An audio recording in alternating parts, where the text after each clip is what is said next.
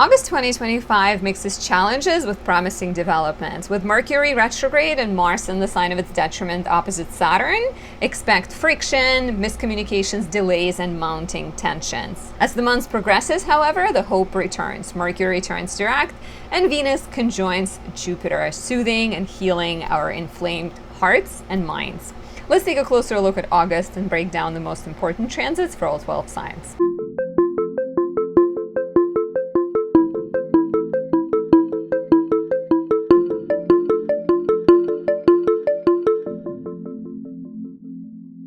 My name is Anastasia. I'm a traditional Western astrologer, happy to bring content your way and specializing in natal, relationship, predictive, locational, and electional astrology. If you enjoy my work, please take a few seconds to leave me a like, a comment, subscribe, and press that notification bell. Watch more of my content on my channel. You can also see my yoga channel. I have started posting videos that are timed and connected to transits, so it could be a very powerful addition to your astrological practice.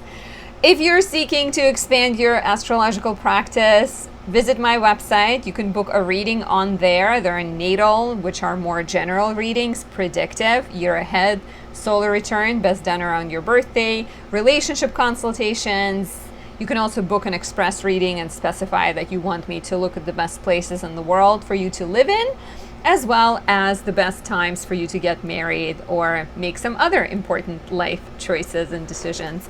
All of that is on my website, as well as my natal astrology blueprint of the soul course. It's only a month away. It begins in early September, and it will take your love for astrology to the next level, helping you expand what you know, solidify it, and become a bigger ally of yourself. As you get to know the different parts of your chart, the different parts of your psyche, you become more confident, more secure, and able to live life with purpose and meaning. As a result, it ripples into your relationships and improves your life in general. That's what I've seen happen to me and to many other people, and I'm sure you will see it happen to you as well. Register, only a month left. There's still a few slots remain. It's going to be a small class. I want it to be more intimate and unique. So check out my website for that. Additionally, if you also wanted to show your appreciation, you can say thank you by buying me a tea, a coffee, a croissant, or any other gift. As you know, probably, I work with astrology in a proactive way by capturing the positive transits and encapsulating them in candles and oils, and then using those during more difficult transits. Today, I'd like to highlight my Mercury in Virgo 2 candle. We are in the Mercury retrograde period, so having the positive planet of communication in the sign of its rulership can be extremely helpful for your speech, for your writing. It can help you avoid communication issues, travel delays, and other annoying technical glitches that Mercury retrograde comes with. Especially recommend this for those born with Mercury retrograde, or if your natal Mercury is in Pisces or Sagittarius, which are the signs of detriment for Mercury. If your Mercury is tucked away in the dark house, 6th, 8th, or 12th, and if your Mercury conjoins, squares, or opposes Saturn.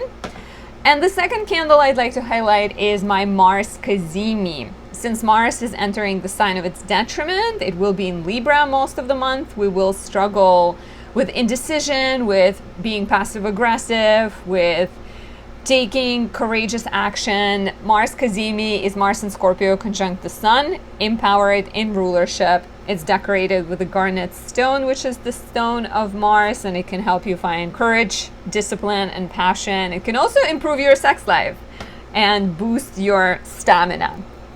So find these on my website. Thank you so much for listening. Let's talk about August, right? So in July, we've had a few important developments. The biggest one was Uranus entering Gemini. Some of you may have felt it already, especially if you have planets in really early 0 to 1 degrees of Gemini, Virgo, Sagittarius, or Pisces. We've also had Saturn and Neptune stationing retrograde, starting to back out of Aries. And those were kind of the main events of August. Of course, we also had Mars in Virgo conjunct South Node, which could have inspired a little bit of chaos, but hopefully. And the full moon, the new moon rather, on August 24th opposed Pluto. So it could also have stirred some intensity in your life, but hopefully Jupiter helped out. So August focuses our attention quite strongly on Leo, with the Sun there, Mercury there all month, retrograde until August 11th, and Venus also entering Leo later in the month. We have a lot of action in Cancer still, so Leo brings focus to our self-awareness, to the question of I, my gifts, my talents. However, of course, we also have the full moon in Aquarius, which will pin your gifts and desires against that is good for the world and community. So having to balance personal goals with those of other people is highlighted. We have Venus in Cancer until August 25th, and Venus conjoins Jupiter on the 12th. So the themes of nurturing our passions, nurturing the people and environment, situations we love, projects we love continues. Mars enters Libra, the sign of its detriment, and it will oppose Saturn, which is one of the more tense aspects of the month. And then the Sun will enter Virgo after August 22nd. So let's break it down. Let's kind of touch on the most important events of the month chronologically. Take out your notebooks, take some notes, and always, if you want a personal breakdown, these are chronological breakdown of the month and then the most important transits for the 12 signs. But if you want a personal touch, you can always pick up a horoscope subscription on my website to get a written horoscope sent to you at the start of the month. Or you can also get a VIP subscription to talk to me face-to-face every month if you seek more astrological input. So on the 1st of August, Venus in Cancer squares Saturn and Neptune. This is rather frustrating transit. Something you want doesn't happen. You want to go on a date with the person you like. You find out that they're actually in a relationship. You have a dress that you've been eyeing. You discover that it's been sold out and it's out of stock and the new one is not going to come in. So there's like some kind of frustration, separation, rejection, relationship tests, and then Neptune, of course, brings also an element of like melancholy and confusion. Try to lean into self-care. Do not succumb to the self-pity or do not make decisions out of insecurity. On August 6th, Mars enters Libra, where it will stay until September 22nd. Mars is in its detriment in Libra. On one hand, Mars in Libra can become a lot more aware of the injustices in the society. It could be really good for advocating for peace and balance, right? And speaking up on topics involving politics or beauty, art, creativity. Mars in Libra is the transit that makes me think of like Me Too movement or, revealing some shadows in art, bringing attention to things that maybe you wouldn't want to talk about. But at the same time, on a personal level, this can bring a tendency to avoid conflicts, to not want to be a bad guy, to be indecisive. There is a Wreck-It Ralph scene where we have a bad guy going something like, and I feel like it's paraphrasing it, but it's something like, if you are a bad guy, doesn't mean you're bad guy. He doesn't say that, but that's the version my boyfriend tells. He says something very similar, but I think it's like, you don't want to be the bad guy, but sometimes being a bad guy doesn't make you the bad guy, right? I hope you get what you're saying. So don't let this transit force you to stand in the corner and sort of watch things as they unravel. The frustrating side of this transit is that pretty much immediately as Mars enters Libra, it begins to oppose Saturn and Neptune. So the exact opposition of Mars to Saturn happens on August 8th, and the opposition to Neptune happens on August 9th on the day of the full moon in Aquarius. So Mars enters Libra and it's like, let's all get along. Let's get together and be indecisive together. Let's figure out what's best for everyone. And then there's this opposition to Saturn and to Neptune in Aries, and Aries is a lot more let's just do it now. Let's dive into it. Let's be independent. So there is friction between collaboration and independence. There is friction between like harmonizing everything and just going for it. There is also some kind of rejection, as always with Saturn. Saturn tells you to sit down, gives you a red light, and it's irritating. On August 9th, we have Mars opposite Neptune and the full moon in Aquarius, right? And the full moon pins the sun in bright Leo, me, mine, my energy, my desires, opposite the moon in Aquarius, which is about community. So it could be a rather intense full moon with irritations and maybe conflicts spilling out into the open. Of course, the best way to deal with it is to focus on the collective. What I do like is at the same time as Mars opposes Saturn and Neptune, it still is in a trine to Uranus, and Mars is actually forming a grand air trine.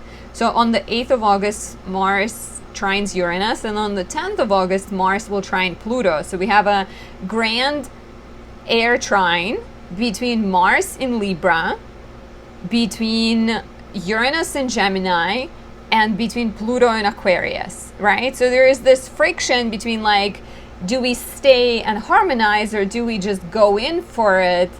But at the same time, Mars trine Pluto gives you intuition. It gives you this like strong, persuasive, committed approach.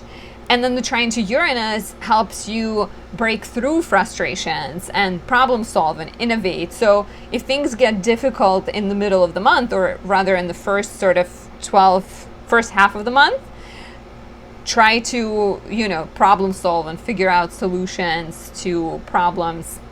I'm messing with my braid. That's why my hair is doing its thing. Try to be innovative. Try to be open-minded, right? Do not let frustration just stop you in your tracks, because right after the frustrating opposition to Saturn and Neptune comes the trine to Pluto. And similarly, I'm thinking if you're focusing on what's good for others, what's good for the collective, you will move past this difficult situation. August 11th, the tide shifts, Mercury goes direct, which brings finally some forward momentum. We get out of the difficult miscommunications, we get out of the kind of rearranging, rethinking things, and we're getting ready to move forward. Saturn also sextiles Uranus on August 11th, which is a pretty rare aspect. We had one Saturn sextile Uranus recently on April 4th. The second one is August 11th, and then another one will happen on January 20th, 2026. Saturn sextile Uranus is the opportunity for slow, calculated progress. We are taking risks with Uranus, but they're calculated risks. We are creating progress, but we're moving slowly, right? This could be great on a collective level. Of course, major change doesn't happen overnight, but there may be some kind of introduction of technology, of new ideas, of new legislation potentially that could be really helpful for us. And on a personal level, maybe you're updating your hard drives, or you're getting a different phone or a different computer or something like that to make your life a little bit easier and smoother. On August 12th, Venus conjoins Jupiter, my personal favorite transit of the month. Two benefics coming together. Venus is the lesser benefic, Jupiter is the greater benefic.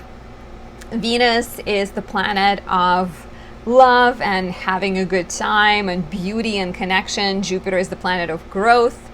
Both are in Cancer, both are very nurturing, very fertile, very family and love heart centered, right? So this could be very opportune. This could be really good for manifesting things you desire. If you need any help manifesting things you desire, my exalted moon candle could be really lovely, or moon in Cancer. Those are always really nice for any kind of exploration and build up of your goals and working on your goals.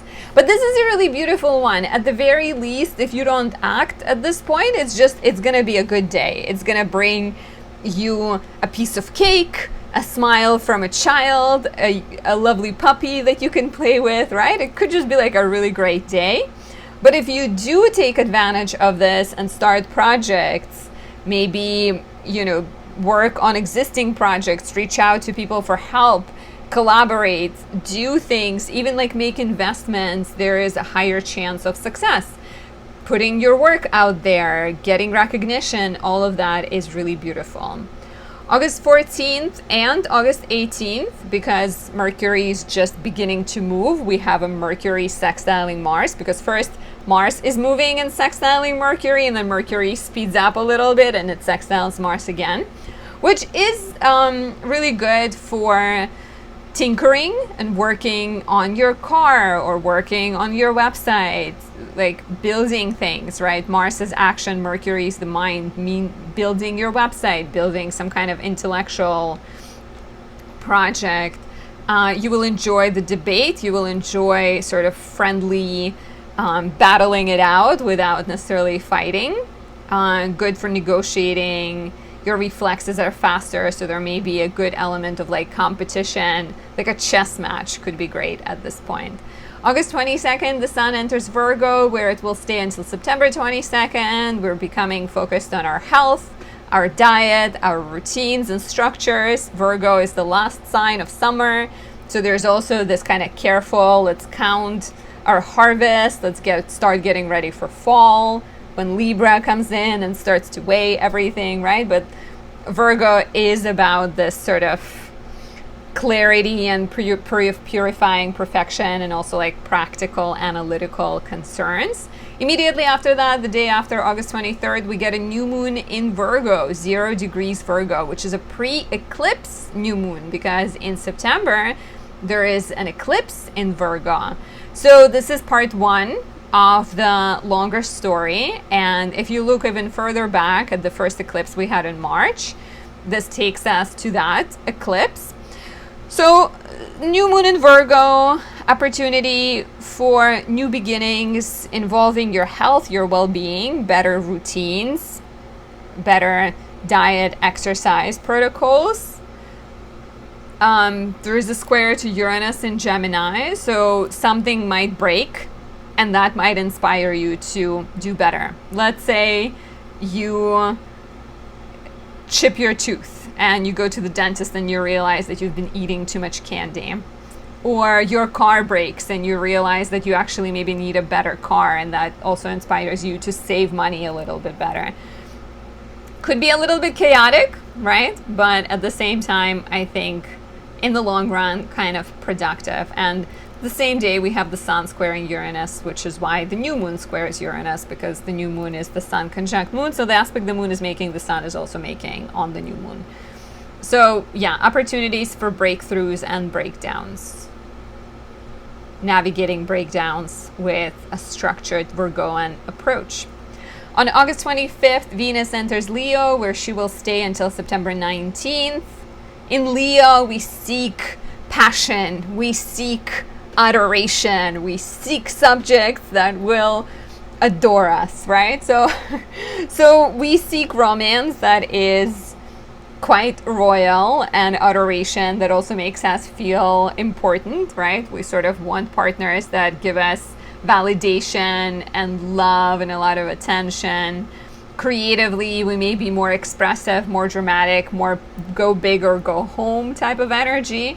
The negative expression is, of course, being a little bit too in people's faces, being kind of too attention greedy, and maybe being a little bit too extravagant.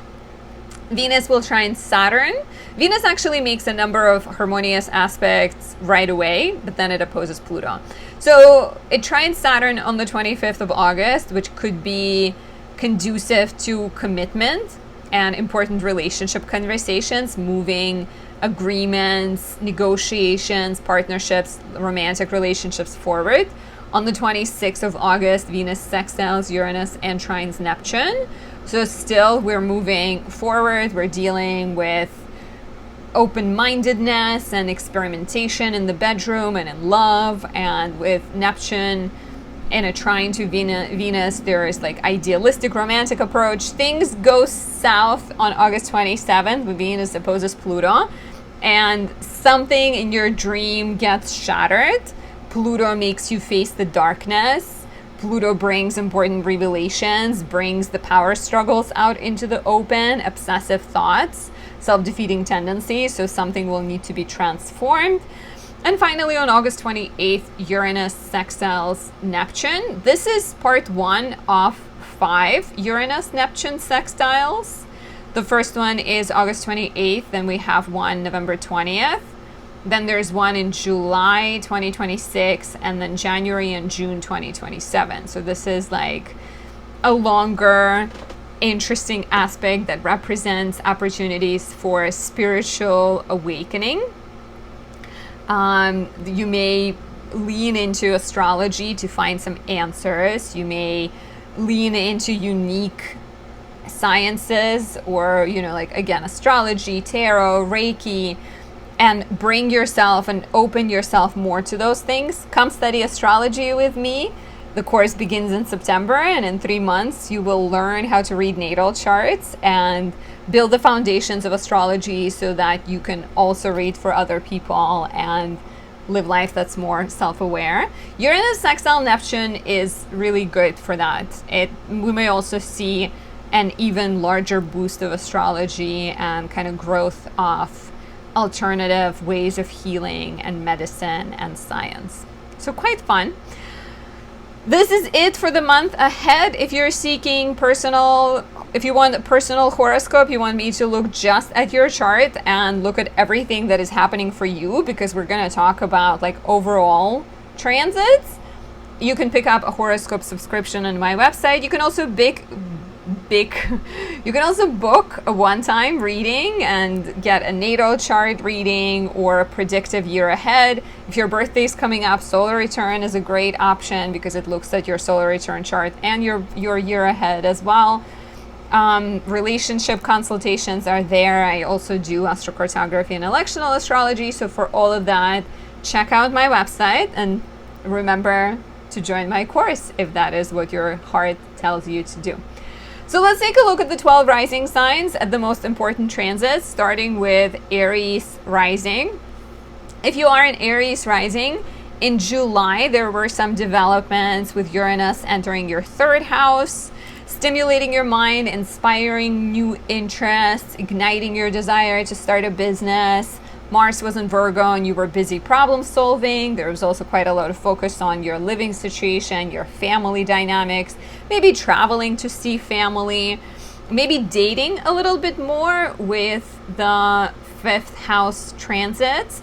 So in August, your chart ruler, Mars, will enter Libra on August 6th.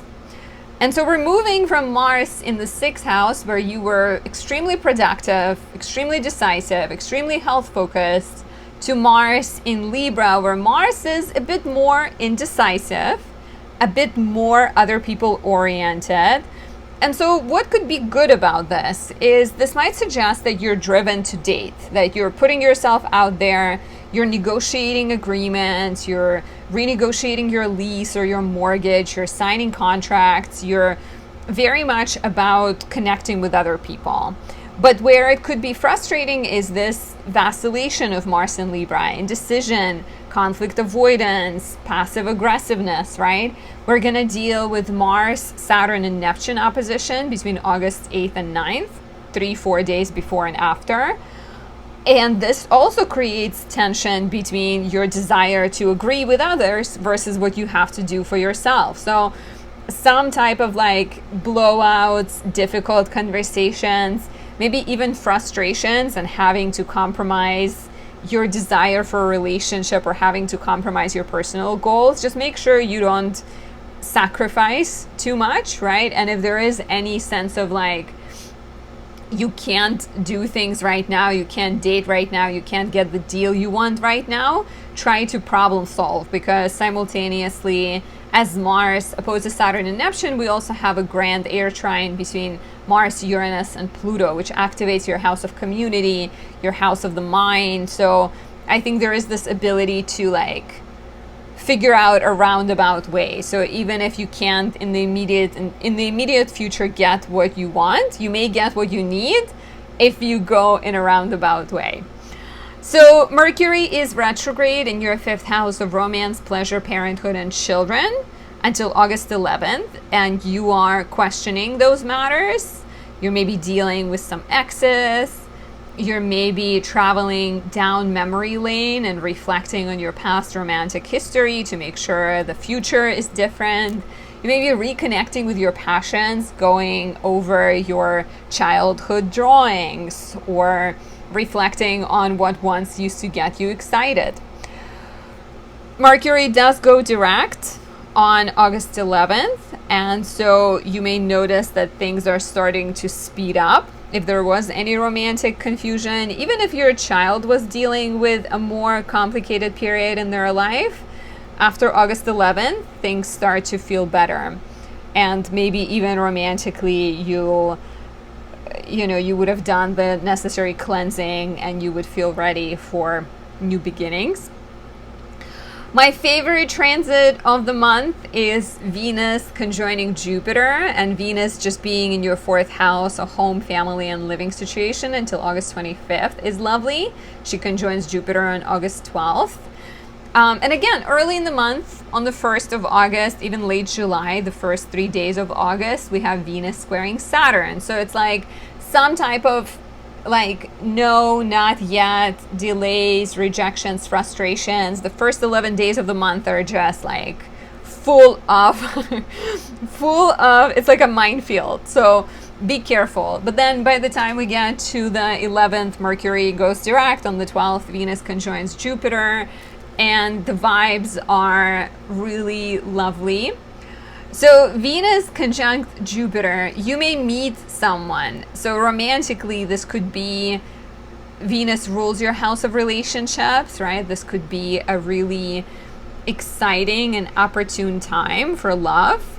This could also be a beautiful time to start maybe a new project in the home, some kind of like home improvement project, redecorate things, I'm gonna pull up the chart for myself, so I'm looking at it as I'm talking to you.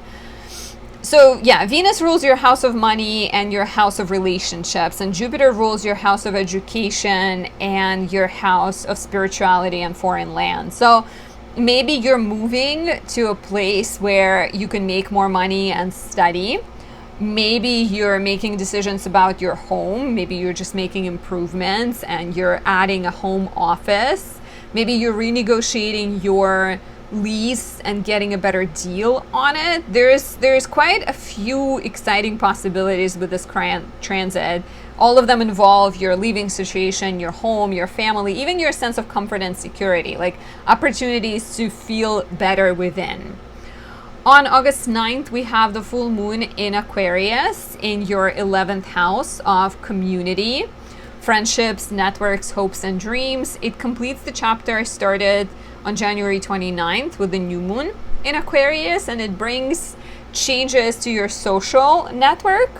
Maybe you celebrate belonging to a group for a while. Maybe your theater project that you've been a part of gets nominated for an award of some sorts. Or maybe you address a conflict with a friend and you decide to part ways, or you move through it, right? You move past it. Transformations in your social network, like friends moving, friends coming together, friendships being more active, more important to you at the time, completing group projects, celebrating a completion of a dream, or getting ready for a new dream. All of that is likely here. Finally, your 6th house of work, health, and service is also quite highlighted this month, with the sun entering Virgo on August 22nd, being here for a month. It will square Uranus on August 24th in your 3rd house. So it feels like with Uranus in the 3rd, you're ready for a breakthrough in your everyday life. You're ready for a change in your thinking, you're ready for a change in your environment. You may be again literally moving, or you're maybe realizing that your schedule is too hectic and you want some peace. So the sun in Virgo and the new moon here on the new moon in Virgo on August 23rd is actually an opportunity to like declutter your mental space, right? And maybe figure out a better way of moving through things. So like kind of, yeah, like letting go of projects, letting go of commitments that do not serve you, that slow you down, that make your life feel chaotic and hectic, and maybe also committing to better routines, figuring out a better way to do your job, some kind of like opportune time, opportune transit can be highlighted here. Maybe even new developments in your work, in your health. For some of you, this could be about getting a pet, if that's what you've been dreaming about as well. If you're looking for more personal advice, book a reading on my website or get a horoscope subscription to receive a monthly breakdown sent to you at the start of every month. You can also get a VIP subscription to get me to talk to you every month. And on my website, you can also book a personal reading and register for my natal astrology course. It begins in September. If you are a Taurus rising, in July, there was a lot of focus on your second house of finances as Uranus brought new ideas, new opportunities, and breakthroughs into this sector.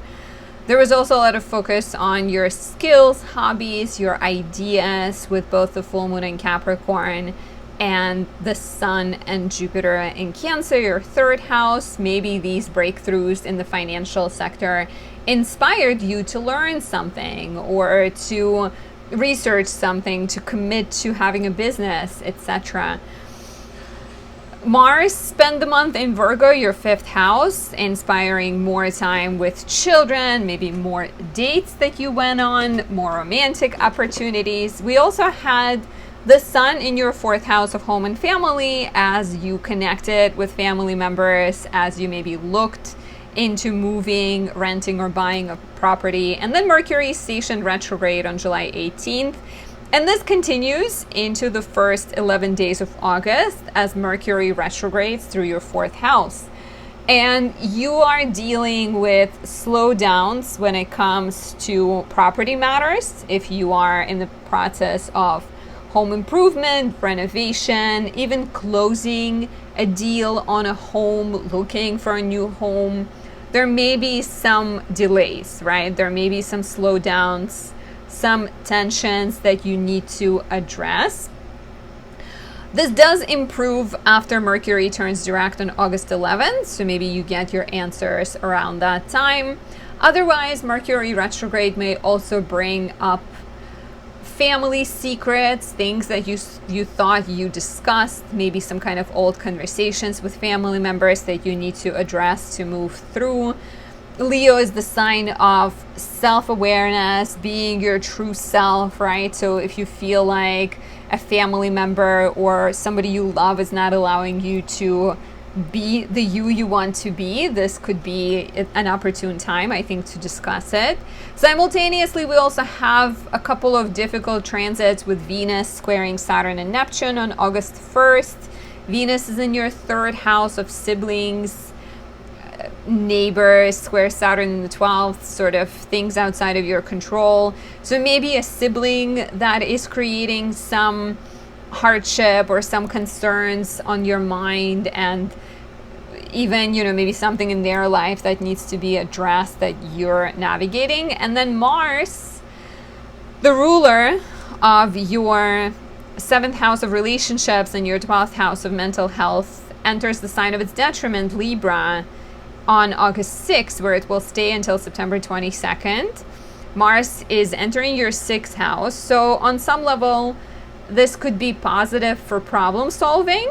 This could give you the energy to take care of the problems, to take care of your health, make doctor's appointments, deal with work matters.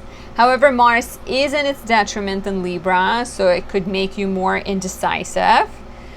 It could maybe slow down some of the progress, especially if you're indecisive, right? If it's taking you a while to figure out what to do.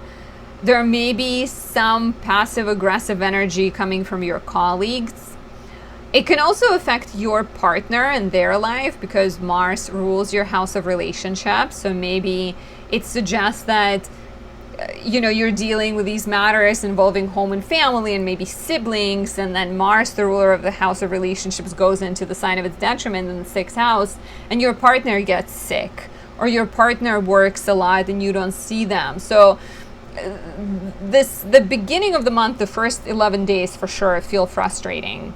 Mars will also oppose Saturn and Neptune between August 8th, 9th, 4 days before, 4 days after, and a sense of delays, a sense of rejection, a sense of frustration is very strong at this point, right? Like, we begin the month with Venus squaring Saturn and Neptune.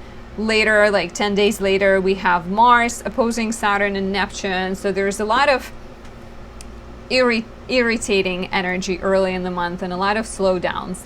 However, as Mercury turns direct on the 11th, and your communication begins to improve. We also have Venus conjoining Jupiter on August 12th, my personal favorite transit of the month, and you are Venus ruled. So what is more beautiful than to have your chart ruler, the planet of connection and love and beauty, connect with Jupiter, the planet of growth. The two are meeting in your 3rd house, so it blesses your communication. It blesses your networking pursuits, your involvement with the community. You may feel supported by the community. You may feel inspired to give back to the community. There's like a strong energy of connecting and sharing and exchanging the blessings. This is lovely for starting a business. This is lovely for starting a partnership with a sibling or a neighbor, learning something new. If you want to study astrology, join my course. It begins in September, and in 3 months, we're going to dive into the depth of natal astrology, and I will teach you how to read charts, and you will form friendships with like-minded individuals. That could be amazing. So yeah, after August 11th, August 12th, things start to pick up. We have a full moon in Aquarius on August 9th. This is your 10th house. This completes a professional chapter started in late January when we had a new moon in Aquarius, and could represent an ending of a project, a change in professional direction, right? You've been waiting for a promotion and you get it, or you feel tired of being at the same company and you end up quitting and starting that business, right? We have the full moon in the house of career, followed up by Venus-Jupiter conjunction in your 3rd house of business. So there may be some kind of interesting redirection happening in your professional life. The sun enters Virgo, your 5th house of romance, pleasure, parenthood, and children, on August 22nd. And for the next month, it will inspire you to date, to create, to have fun, to connect with your passions and your hobbies. And these will be different for different people. There is also a new moon here on August 23rd, which squares Uranus in your 2nd house on August 24th. And this could be interesting. There may be some kind of breakthroughs and breakdowns in your financial sector. Again, let's say you decide to quit your job and rapidly there is a lack of finances or a shift in your financial sector. And then the new moon in the 5th house inspires you to take your love for knitting and open an Etsy account. Or there may be some other kind of development with finances. Maybe you decide to make an important investment and then you need to tell your partner about it. The new moon in the 5th house can also bring a sudden pregnancy, a new passion project, a new relationship, or development in an existing relationship. I hope you have a lovely August. If you're looking for personal advice, get a horoscope subscription to receive written or in-person horoscopes every month. and register for my natal astrology course or book a personal reading on my website. I also highly recommend my Mercury in Virgo 2 candle because we are in the middle of the Mercury retrograde. For the beautiful Gemini rising, July brought this major development of Uranus entering your first house, which could have inspired you, but also maybe created like rapid overthinking tendencies. There was a lot of focus on your financial houses with the Sun and Jupiter in Cancer and the full moon in Capricorn as you paid off debts, maybe received an inheritance, made money, invested money. Mars spent the month in Virgo, your fourth house, and you maybe improved your living situation or traveled to see family.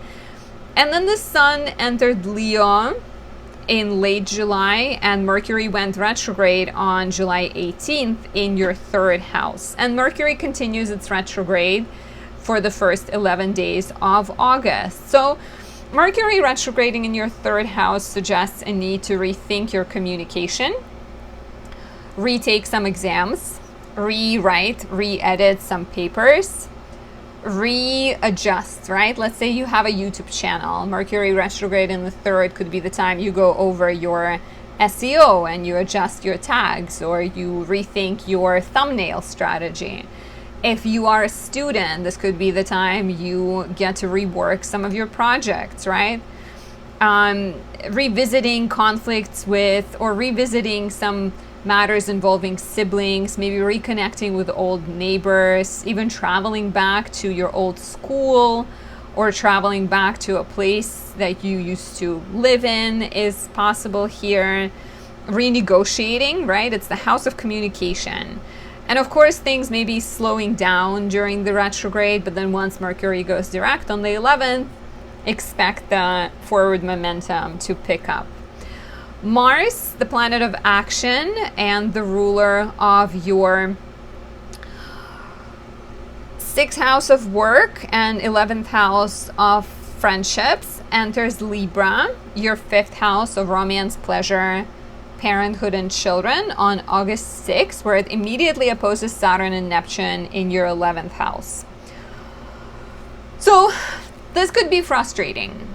And we actually have a couple of frustrating aspects. On the 1st of August, Venus squares Saturn and Neptune from your 2nd house of money and values. So something you want to spend on, something you want to invest in is maybe not approved by others, or you get some kind of pushback.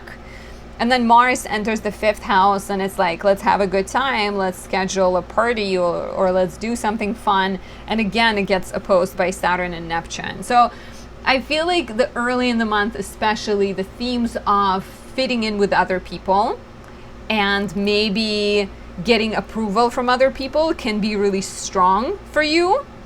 But I would recommend that you focus on what is good for you and you focus on compromising and, not just being, okay, I'm going to do what's good for me and devil may care. No.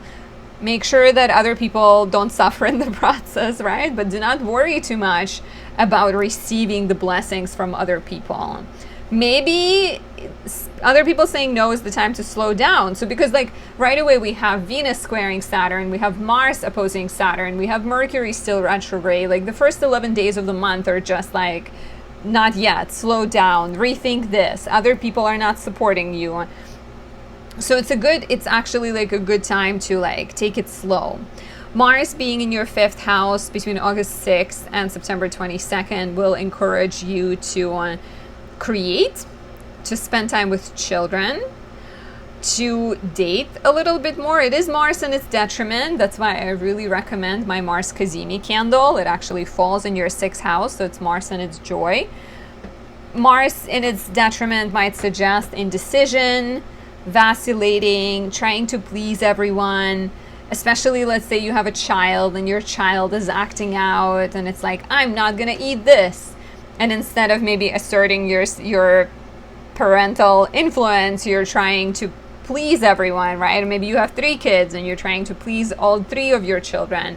So it can create a certain level of frustration, and I would recommend that you try to be perhaps again more decisive where you can be.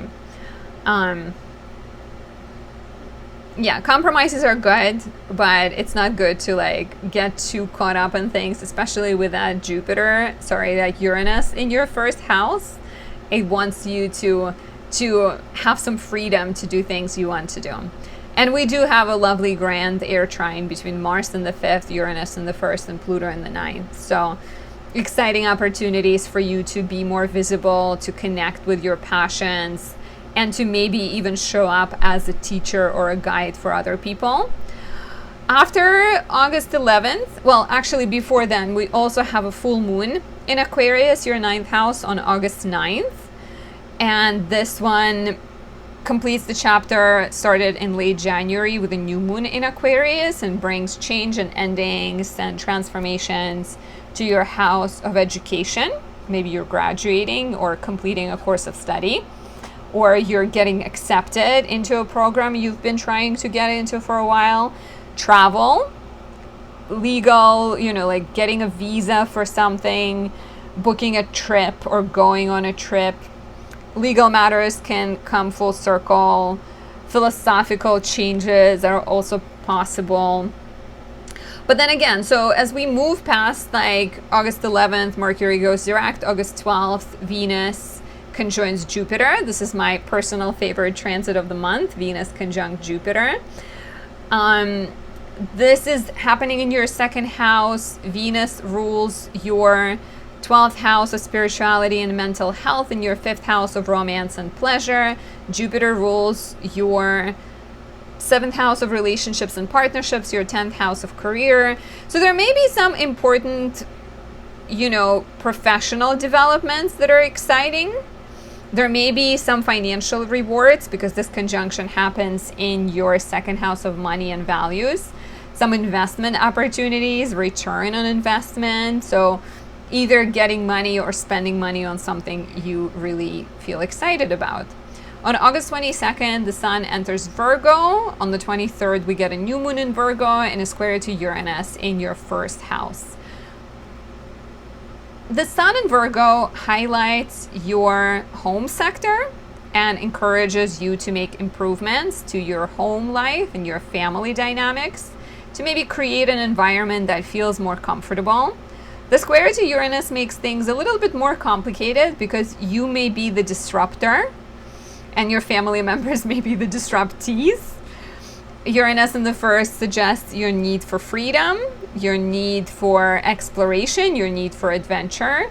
And so the new moon in the 4th house might be like you get a job offer and you say yes, and the job offer takes you to like Mali in Africa, and then you need to deal with taking your child out of school and sort of rearranging everything. So there's like a strong problem solving energy, I think, to this new moon. But Virgo season could be great for getting your house in order, doing sort of big cleaning, decluttering, reorganizing. And so maybe this new moon is about that. It's about like reorganizing your mind and reorganizing your space. And if you want a personal advice, you want personal horoscope, get a horoscope subscription on my website. You can get either written horoscopes or a VIP option is meeting with me every month to discuss what's coming up. All of that is on my website. On there, you can also book a personal reading or register for my natal astrology course that begins in September. For my lovely Cancer rising, in July, we've had, of course, the Sun and Jupiter in Cancer, your 1st house, activating your need for growth. You're even bringing some opportunities for growth. A Cancer rising friend got a chance to speak at a conference, to be a translator at a conference, an interpreter, I guess is the proper word. The full moon in Capricorn brought change to your relationship house as well. Maybe you've renegotiated some agreements and partnerships. Mars in Virgo made your month rather fast-paced. Maybe there was a lot of problems to solve, a lot of things to take care of.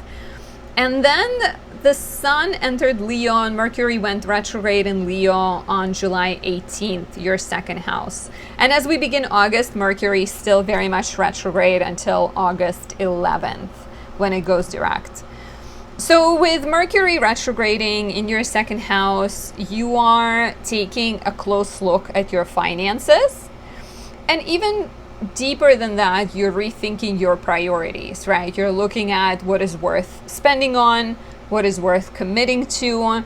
Maybe you're cutting out some subscriptions that you have that do not help you anymore, or do not serve you anymore. Maybe you're going back to an old job or going back to an old way of making money.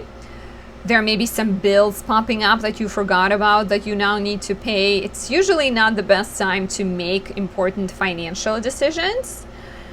Venus is in your house of health, image, style, identity until August 25th. She does make a square to Saturn and Neptune in your 10th house of career, status, reputation, authority figures on August 1st.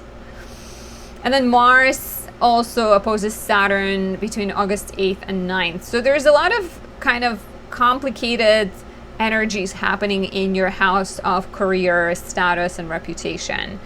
A couple of Cancer risings are dealing with losing their job. A couple of clients have mentioned it. So whether your joy in life is currently dampened by the fact that you're struggling to find work, or you're dealing with some limiting authority figures, some people that are restricting you, or, restricting your growth, I would say. The first 12, 13 days of the month definitely have a bit of that irritating energy. And so Venus, especially on the first, right, as it squares Saturn and Neptune 3 days before, 3 days after, your desire to shine gets somehow delayed, restricted, blocked. And then Mars enters Libra, your 4th house, on August 6th, and until September 22nd encourages you to beautify your home, to maybe tackle some home improvement projects, to spend more time with family. It may also aggravate some family issues and bring some passive aggression in the family. Mars is in its detriment in Libra, so it might be harder to be decisive, right? It might be, you may want to solve a problem, but you may tend to be a little bit more passive aggressive. I highly recommend my Mars Kazemi candle for the next month and a half while Mars is in its detriment. This is Mars in rulership conjunct the Sun. Really disciplined, really good at knowing when to fight, when not to fight, courageous energy. But yeah, Mars in Libra can inspire you to take action in the family, but it can also create a little bit of friction, and especially around August 8th, 9th, 4 days before, 4 days after, as it opposes Saturn and Neptune, pinning your home life against your professional life, what you're trying to accomplish in the family versus what your career demands of you. Maybe your child needs you to help them do a project, but you have a job interview, right? And so there is this I can't win, I can't try to do things at the same time. So needing to compromise. I do like the grand air trine between Mars, Uranus, and Pluto, highlighting your 4th, 12th, and 8th houses. So I think you can problem solve, and I think you have the energy necessary to be more innovative. But the first, all of the sort of complicated aspects in August are just cluttered in the first 12, 13 days of the month. We also have a relatively intense full moon in Aquarius on August 9th, 2025, the same day Jupiter in your 1st house squares Saturn in the 10th. Yeah, it's pretty rough right away, but it does get significantly better, I think, in my opinion, when we move on into August 12th. Yeah, so the Aquarius full moon coincides with Jupiter squared Saturn in the past. So what is it I am talking about? Mars is opposing Saturn. So there's still difficult energy, but it's not Jupiter squaring Saturn. Forgive me misspeaking. Yeah, but there's a lot going on. The full moon actually, yeah,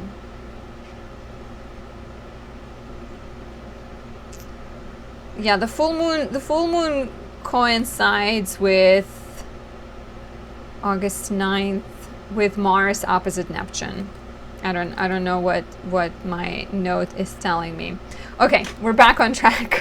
So the full moon in Aquarius, your 8th house on August 9th, reflects the tension between your goals, your priorities, your finances, and other people's goals, their priorities, and their finances. And so it does have this like pretty intense energy. And it brings change. It brings change and opportunity, I think, to discuss things that are difficult and maybe pay off some debts and free yourself from dependencies on other people, let go of some agreements. You may also receive an inheritance if that's something you've been waiting on, or complete, if you've been like battling for custody over children or something like that, that could also come to an end at this point. Look back at late January 2025 when we had a new moon in Aquarius to see what might be coming full circle for you. So in good news, August 11th, Mercury goes direct in your second house of money. Maybe some answers come. Maybe forward momentum begins. Maybe it's easier to now have control over your finances after you've paid off some debts. August 12th, my favorite day of August, Venus conjoins Jupiter, right? And Venus is the ruler of your 4th house of home and family, your 11th house of friendships. Jupiter rules your 6th house of work and your 9th house of education. So there is some kind of positive development, perhaps with you studying something new and finding comfort and security, with you forming a community as well that is either, professionally aligned with you or spiritually, soulfully aligned with you. Building, I think like there's like a really good energy of like finding connection, finding sort of a sense of belonging. And if you're looking for a sense of connection, join my natal astrology course. It begins in September, and it could be really great and really, eye-opening, and definitely good for building a sense of community.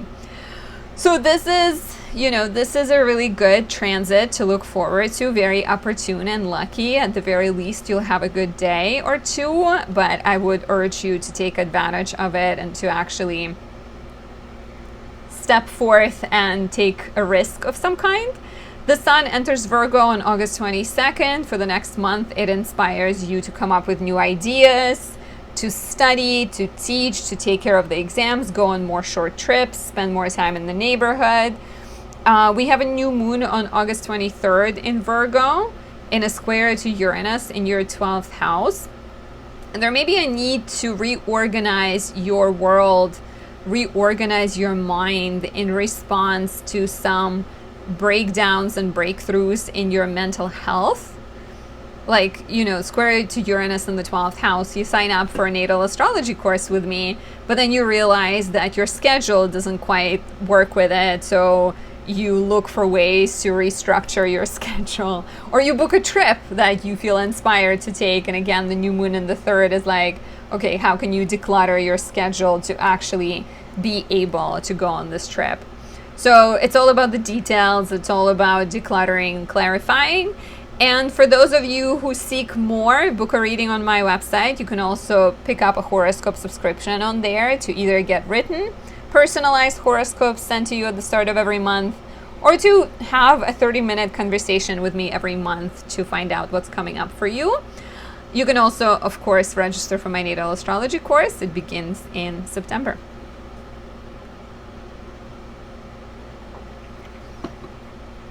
For the lovely Leo rising, Uranus entered Gemini, your 11th house, in July, highlighting your need for freedom, recognition, and your desire to be a source of change and transformation in your community. There was a lot of focus on your physical health and your mental health in July as well, with the Cancer season, Jupiter in your 12th house, and the full moon in Capricorn, your 6th house. Mars in Virgo, your second house, inspired you to hustle, make more money, maybe spend more money, make investments, do some research, and change your financial matters. And finally, Mercury and the Sun were in Leo. Mercury went retrograde in Leo on July 18th, asking you to rethink your sense of self, your image, your style, and your identity. And this is where we begin August, with Mercury still retrograde until August 11th in your first house. And you're questioning everything big and small, right? There may be questions of health as you make some doctor's appointments. There's maybe a realization that you're out of your eye cream and you need to buy a new eye cream. There may be a question of like, am I presenting to the world the version of me that I truly am? Perhaps you're a Leo rising, but your sun is in Cancer in the 12th house, and you're actually a lot more sensitive and dreamy than your Leo sort of bold and confident image presents. So a lot of kind of important introspective questions. This change that you're going through, I think, might culminate or be very much highlighted at the time of the full moon in Aquarius in your 7th house on August 9th, as we get your sense of self with the sun in August 9th. I'm just checking it. With your sense of self in the 1st house versus the moon in the 7th house of relationships, right? So there may be a need to examine your partnerships and be like, is this person aligned with me? Is this contract aligned with me? Should I renegotiate something based on what I'm discovering about myself? Should I tell my partner that them mentioning my father like that actually hurts my feelings, right? So the full moon on August 9th can bring a change to relationships. Reflect back on January 29th, 2025, when we had a new moon in Aquarius, and be ready to have honest conversations, to maybe have some negotiations, to rethink some contracts and agreements, and maybe let go of relationships that do not serve you, or commit to relationships that do. We have some challenging aspects as Venus squares Saturn and Neptune, and Mars opposes Saturn and Neptune. For Venus, it's August 1st, but 3 days before, 3 days after. For Mars, it's August 8th, 9th, 4 days before, 4 days after, because Mars moves slower than Venus, so the aspects last longer. So Venus is in Cancer, your 12th house, until August 25th. And Venus in Cancer wants to retreat. She wants to create. She's encouraging you to take a beat, to take a breath, to relax, right? The square to Saturn and Neptune suggests some legal matters that you need to deal with, some education concerns. Maybe you work in education or you work as a lawyer, right? Something pulls you out of it. Maybe there's a difficult authority figure. Maybe a teacher gives you a ton of notes that you need to address. And similarly, Mars enters Libra, your 3rd house, on August 6th, where it will stay until September 22nd, and it opposes Saturn and Neptune in the 9th, between August 8th and 9th. And this also feels like Mars is in Libra in the 3rd, and you maybe want to travel, you want to hang out with people in your neighborhood, you want to write, you have these ideas, but something in your 9th house, a legal obligation, an educational matter, a teacher that is difficult, some kind of foreign connection that you're involved in. Something is slowing you down. Something is making things feel frustrating. I do like that Mars forms a grand air trine with Uranus in your 11th and Pluto in the 7th. So I think your relationships can be deeply supportive at this time, and perhaps your friends, your allies, your business partners can bring answers and can actually bring like literal help for you.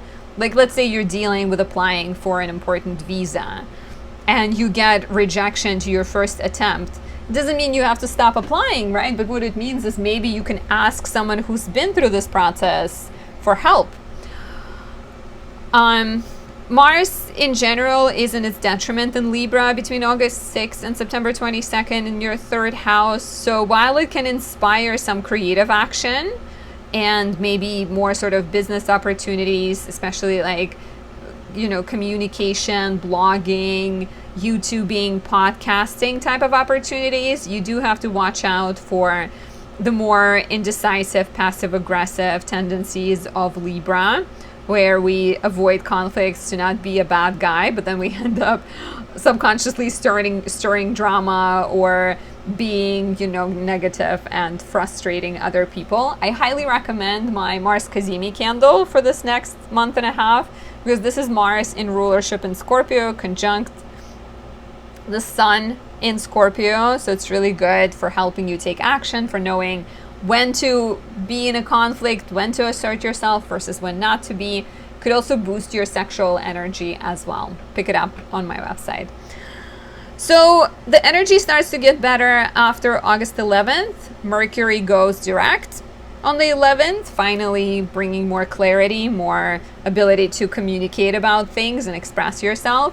Venus conjoins Jupiter on August 12th, my favorite day of the whole month. It's in your 12th house, so there is this thing that like something is happening, but it's likely behind the scenes. Maybe you're inspired by a new idea and you start writing.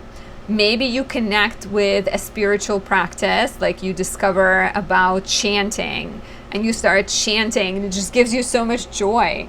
Maybe you decide to study something like astrology. My course begins in September, shameless plug, but it does. And it's going to teach you to read natal charts, and it's going to bring more self-awareness, right?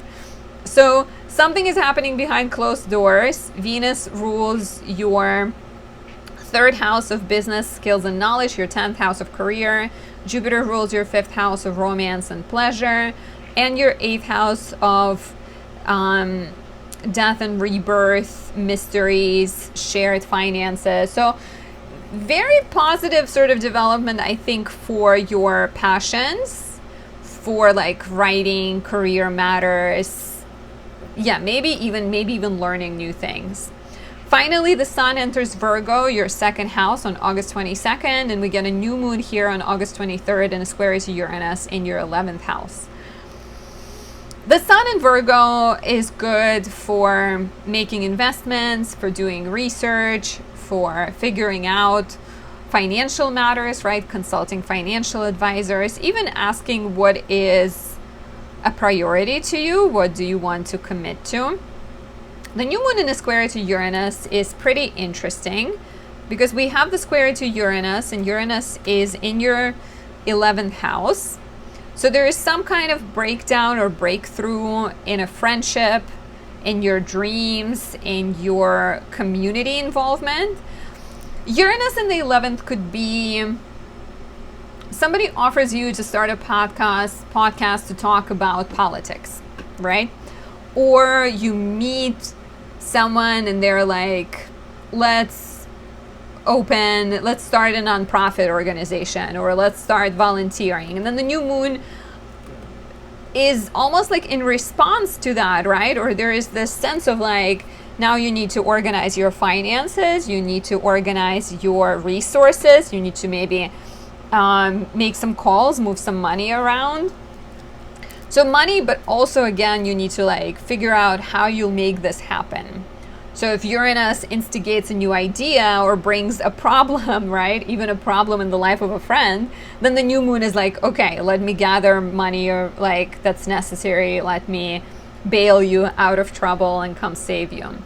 For more guidance, book a reading on my website, register for my natal astrology course. And if you want to know what's coming up personally for you, you can get a subscription to get written horoscopes, or a VIP subscription allows you to talk to me every month and discuss things face to face. All of that is on my website.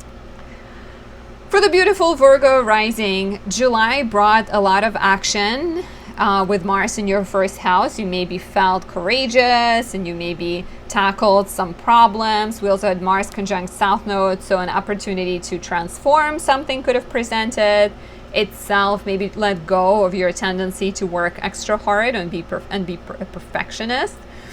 There was a lot of action in your house of friendships during Cancer season. New opportunities, new dreams, new connections may have been presented to you, and changes may have been necessary in your sector of children, love, creativity, and pleasure with a full moon in Capricorn. Uranus, of course, entered your 10th house of career, inspiring breakthroughs and sudden developments there, which I think could work quite lovely with the networking opportunities that Jupiter in the 11th house is offering you. And then we've had Mercury beginning its retrograde in your 12th house, and the Sun entering Leo, of course, also your 12th house. So Mercury went retrograde on July 18th. And it stays retrograde until August 11th. So the first 11 days of August, we have Mercury retrograding in your 12th house. You feel a desire to pull away, to maybe retreat, to travel, to spend more time in solitude, to go back somewhere, right? Or go back over a wound to heal something. There may be a spiritual project that you are reworking and redoing. There may be just sort of like an inner sense of like, I need to understand myself. I need to build my self-worth, right? We're talking about Leo in the 12th house. You may doubt your self-worth or not see it. And so the retrograde in the 12th house is all about you learning to come close to like understanding yourself and validate yourself. We get the full moon in Aquarius on August 9th, in opposition, of course, to the Sun in Leo in your 12th house. And this might be the time when your quest for self-awareness takes you into the realm of work and relationships with other people, and you're getting a chance to make a change, right? You're getting a chance to speak up about something that's bothering you, or even figure out ways in which you can take your talents and apply them to helping other people. The full moon on August 9th also brings a completion to the chapter started in late January with a new moon in Aquarius, and it may inspire you to transform some professional relationships, to like let go of a professional chapter. Again, I'm sort of thinking of like, how can you both connect to your talents and honor the fact that you are special and you deserve attention and recognition, and use that to do good work, to help other people, right? To like kind of unite the two together instead of being like, oh, you know, why would I take the spotlight if the goal is more important? Because the Mercury retrograde in Leo is definitely telling you that no, you deserve to be in the spotlight. You deserve recognition. You deserve appreciation. The first 11 days of the month definitely are more rough than the rest of the month, because we have on August 1st, we have Venus in your 11th house squaring Saturn and Neptune in the 8th. Between August 8th and 9th, 3 days before, 3 days after, we have Mars in Libra, your 2nd house, opposing Saturn and Neptune in the 8th. So your engagements with other people, your involvements with other people may feel really heavy early in the month. Even financial matters, you know, maybe you're trying to get a mortgage, maybe you're dealing with a loan officer, or you're trying to, you know, negotiate some kind of deal. Other people may feel really restrictive and frustrating and sort of, you know, affecting your even affecting your friendships, right? Because Venus is in your 11th house until August 25th, and she wants you to network and to shine in the social context, and you're maybe planning some get-togethers with friends or some trips with friends. And then this Saturn-Neptune square at the start of the month is like, no, there's some kind of obligation, or we cannot agree, or some type of duty, some kind of debt might pop up that is slowing you down. And the same around August 8th and 9th when Mars opposes Saturn and Neptune too. Mars in Libra is like my goals, my values, what I want to spend on, versus no, you have to spend on this. No, you feel obligated to spend money on the house that you committed to, right? Something like that. But maybe your Mars in Libra is like, yeah, but maybe I actually want to live in a boat. I don't want to be on a house. Maybe you're realizing that you want to live in a boat, right? We do have a rather difficult transit with Mars entering Libra, your second house, on August 6th. It's going to stay here until September 22nd. Mars is in its detriment in Libra, so struggles with asserting your thoughts, trying to not be aggressive, but coming across as passive aggressive anyways, being indecisive, being scared of being a bad guy, and still maybe seeking some drama and quietly, privately instigating some drama. I do recommend my Mars Kazemi candle for this one, because this is Mars in Scorpio. Very strategic, very good at knowing when to fight and when to back off. Really good for inspiring courage, discipline, and passion. So pick it up to avoid the more annoying manifestations of this transit. But yeah, Mars in Libra in your second house could bring some power struggles around finances, maybe some indirect conflicts about them. There is a supportive grand air trine between Mars, Uranus, and Pluto. So even if things feel irritating, I think professionally you're kind of on a roll right now, and you're growing and making moves and taking action. And then once we hit August 11th, Mercury goes direct, right? More clarity, more ease in communication, less misunderstandings. On the 12th is my favorite transit of the month, as Venus conjoins Jupiter. In your 11th house, inspiring new beginnings in friendships, new opportunities, good luck when it comes to social media projects, recognition. You feel deeply supported at this time. And Venus rules your house of money and your house of education. Jupiter rules your house of home and family and your house of relationships. So really powerful for moves involving, you know, property, education, family relationships, things like that, partnerships, business, especially if business involves like real estate or teaching or like empowering other people. I think I like this. And if you're ready to study astrology, speaking of education, you can always join my course, and it begins in September, and it will last for 3 months, teaching you how to read natal charts. So this is the highlight of the month. We also have the Sun entering Virgo on August 22nd until September 22nd, blessing you with more energy, blessing you with opportunities to shine, to be more visible. Literally, you maybe felt quiet and private, and the Sun goes into your first house, and you're like, oh, I want to FaceTime 10 of my friends and talk to all of them and come up with this idea. The new moon on August 23rd is all about personal new beginnings in your health and your identity, letting go of what doesn't serve you, committing to what does. The new moon does square Uranus in your 10th house. So the new beginnings in your sense of self might be prompted by shakeups in your professional life. Let's say you start a job that requires you to wear certain things, and now you need to change your entire wardrobe, right? Or let's say you choose to quit your job to start a business or to start teaching, and again there may be some kind of sense of like needing to talk yourself through it. The new moon though, and the Sun in Virgo from August 22nd is your personal like new beginning, and this is a new moon right before we get the eclipse in Virgo too, so it's highlighting a lot of questions around like transforming old patterns, embracing new beginnings, with that Mercury, the ruler, still in the 12th house in Leo, recognizing that you are worthy, that you deserve all the things that other people are getting, that you're as valuable as everyone else. I hope this resonates. If you want to study astrology with me, if you want to book a reading, visit my website. All of that is there.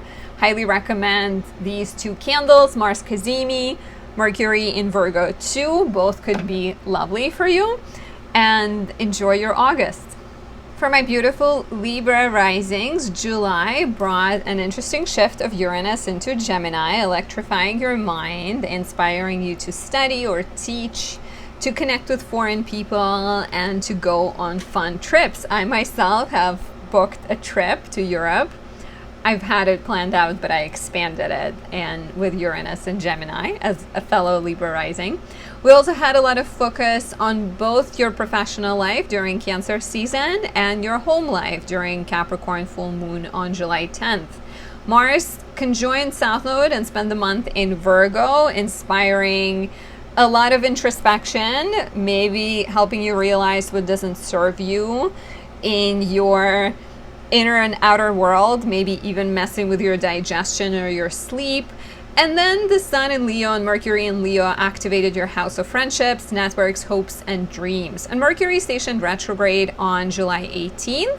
And until August 11th, it continues its retrograde. So you are feeling introspective in terms of your place in the world, right? You're maybe literally rethinking your branding, your social media strategy, retooling, updating your website, things like that. There may be friendships that are under review, or a friend or two that are going through a more difficult time in their life, and they might be acting in a way that you don't quite like, inspiring you to discuss things, or they might be asking you for help, right? So maybe your friendships are highlighted in that way. So the first 11 days of the month, the confusion definitely abounds and miscommunications with friends are likely. You may also hear back from an old friend or two. The full moon in Aquarius, your 5th house, on August 9th opposes the Sun in Leo and encourages you to find balance between friendships and the demands of your friendships and the confusion in the friendships and your personal goals, right? It might be literally a realization that maybe I need to take a break, maybe I need to go do something I really like to do, like spend time in nature, go on a hike, listen to my favorite podcast. It's like encouraging you to connect with personal pleasure. It may also complete the chapter from late January, when we had a new moon in Aquarius, and bring a romantic shift. It can bring pregnancy if that is something that you've been trying to get pregnant, right? If you're a Libra rising, it could bring a change in the life of your child. And again, needing to focus on your child versus what's happening in your social life. There may be a romantic transformation. If you've been seeing someone and just seeing where things are going, either you decide to end a connection or you decide to commit to a connection. But a lot of important developments in the sector of pleasure and children during this full moon, and love as well. We do have a couple of really rough aspects. Again, everything sort of clusters in the first 11 days of the month. It's like a rough entrance, I think, because Venus, the planet of love and beauty, and your chart ruler is in Cancer, your 10th house, inspiring you to connect with others, inspiring you to start new projects, to take pleasure and joy in what you do for a living. Venus is here until August 25th. But on August 1st, 3 days before, 3 days after, she squares Saturn and Neptune in your 7th house of relationships. And either you feel sad about your relationship, or your partner is going through something, or you're feeling lonely, or you're getting some kind of, contractual. It doesn't always have to be a romantic relationship. Sometimes it's your landlord who is your spouse in terms of like giving you your place to live. Sometimes it's another contractual agreement you're in with people. There may be like something that dampens your enthusiasm because you're like, oh, things are going great, and Saturn and Neptune are like, here's this problem you need to solve. Similarly to Mars enters Libra on August 6th and squares Saturn and Neptune on August 8th and 9th, 4 days before, 4 days after. So Mars in Libra is also you being like, okay, I'm going to take care of me. I'm going to take action. I'm going to start this. I'm going to start that. And then this opposition to Saturn and Neptune is like, not yet, not right now. There's the problem. There's your relationship with these people that needs to be adjusted, needs to be taken care of. It's a very, we're going to continue having these aspects with Saturn and Neptune in and out of your 7th house. Like they leave at the end of this year for like a little bit, but then they stay in your 7th house. Saturn for 2 years, Neptune for ever, for significantly longer. So these questions of like, having better boundaries in relationships, learning to say no when necessary, learning to maybe build relationships that are more smooth flowing, right? Like, let's say you have an agreement with someone, they will maybe possibly walk your dog when you need them, but then because it's maybe possibly they just tell you no, and you're left in this position of like, okay, how do I problem solve this? What do I do? So there might be a lot of opportunities at the start of the month to like look at your agreements, to look at your romantic relationship, to look at your contracts and figure out how to streamline them. Things like that. Mars being in Libra between August 6th and September 22nd can give you a lot more energy. The good news is it's leaving Virgo, your 12th house, so your sleep is more likely to improve. I've noticed as a Libra rising, sleep issues for sure. However, Mars is in its detriment in Libra, and this is where my recommendation of Mars Kazemi candles comes in. Mars in Scorpio, your 2nd house, conjunct the Sun, empowered, really good for taking action, knowing when to act, when to take a step back, how to be assertive without being intimidating. I really like this one, highly recommend. But for the next month and a half, right, Mars being in the sign of its detriment might suggest that we don't want to be perceived as a bad guy. We tend to hold back from conflict, from expressing frustration. So that may result in being passive aggressive. That may result in being indecisive, standing at the sidelines, being like, well, I don't know, is it right for everyone? Focusing too much on other people. Thankfully, there is a beautiful grand air trine in the beginning of this transit between Mars, Uranus, and Pluto, your 1st, 9th, and 5th houses, and it should help you problem solve, navigate any sort of tensions and challenges. And Uranian energy is very open-minded. Even like reading a book or talking about philosophy or asking your maybe even foreign or well-educated friends for help could be really great right now. August 12th, my favorite aspect of the month, Venus conjoins Jupiter. Venus is your chart ruler. She's the planet of love and beauty and art. Jupiter is the planet of growth.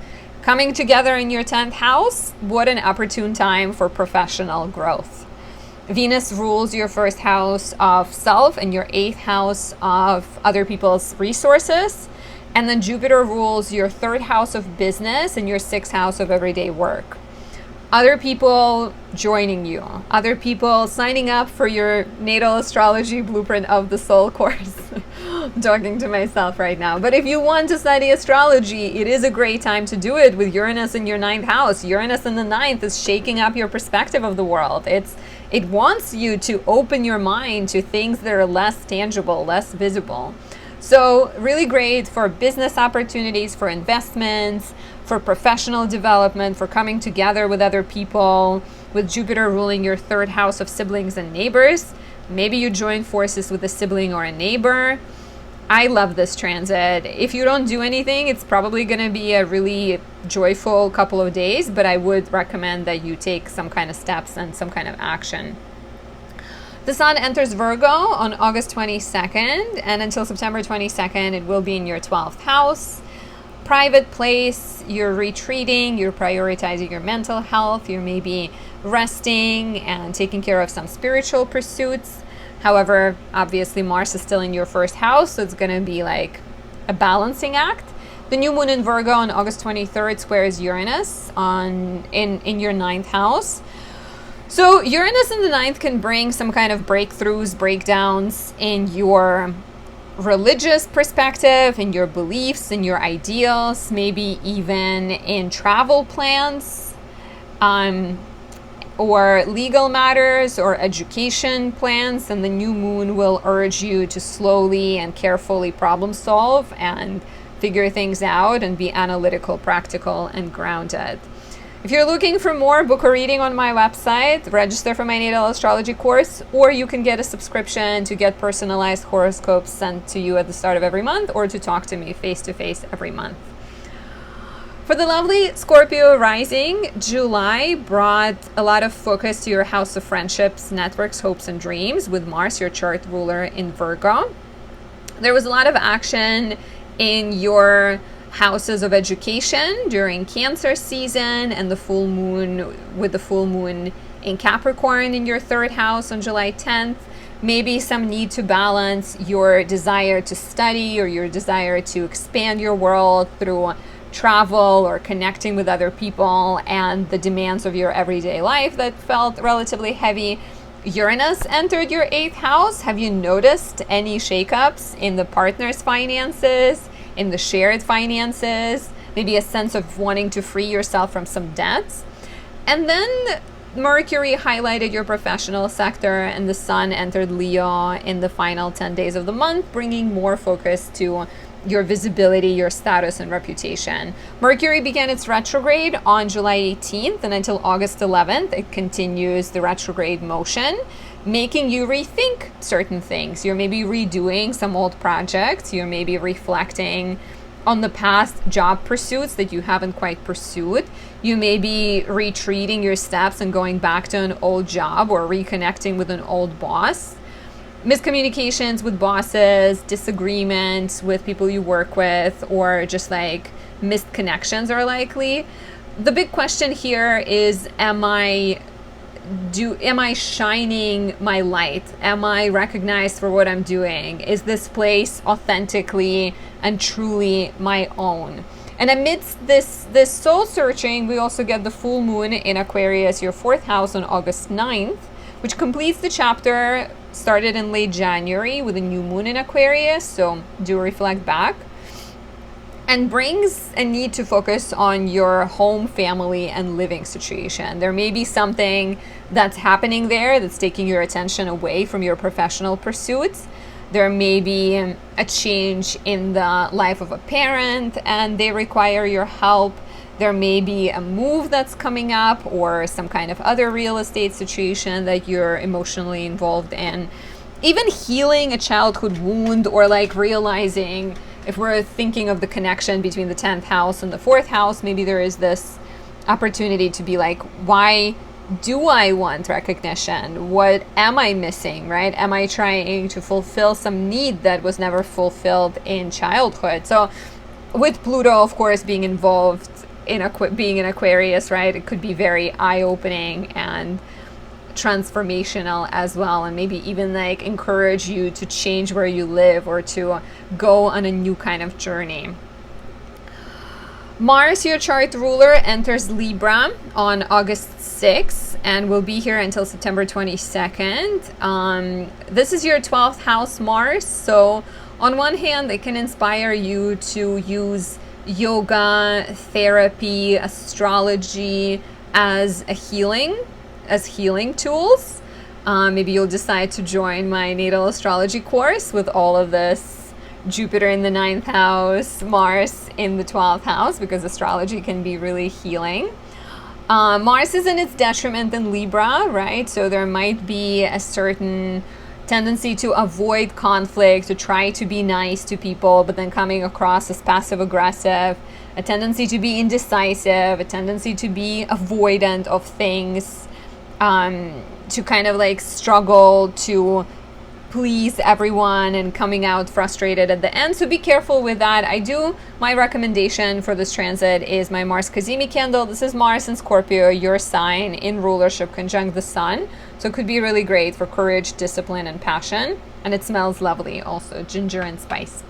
So that creates a little bit of tension, right? Mars in Libra between August 6th and September 22nd. And also a couple of things worth mentioning. We have Venus squaring Saturn and Neptune on August 1st, and we have Mars opposing Saturn and Neptune between August 8th and 9th. And so Saturn and Neptune are creating a lot of irritating energy this month. And they're in your 6th house. So work, health, service, matters involving your pets, daily minutia can feel really irritating. Even your colleagues may act in like a demanding way. And on August 1st, Venus in the 9th squares Saturn and Neptune, and Venus in the 9th has this idea of like, I'm going on a trip, or I'm going to a library to read, or I'm gonna take this course. And then Saturn and Neptune in the 6th is like, no, you're not, because you're parent needs you, or your dog is sick, or there is some other kind of issue that takes you out of it, or your colleague cannot solve this problem on their own.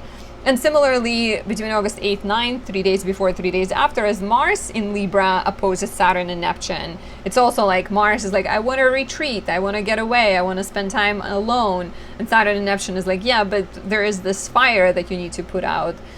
So be careful, and remember that things do get better after Mercury goes direct on the 11th. And then on the 12th, we have my favorite transit of the entire month, and that is Venus conjoining Jupiter.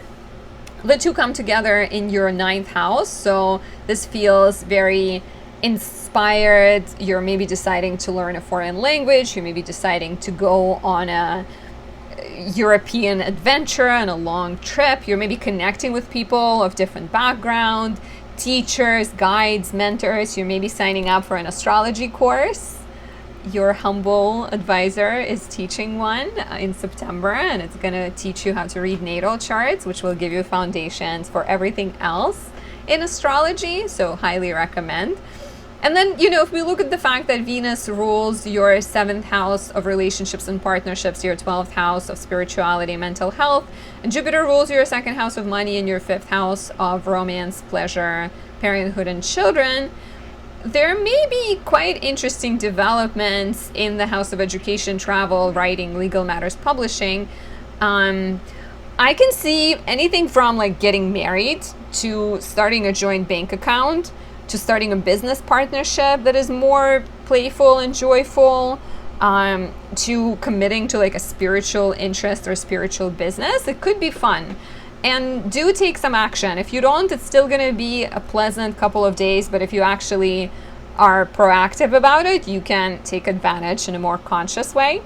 The Sun enters Virgo on August 22nd. We'll stay here for a month. We get a new moon in Virgo on August 23rd in a square to Uranus in your 8th house. So the Sun in Virgo, new moon in Virgo, invites you to show up in a public context.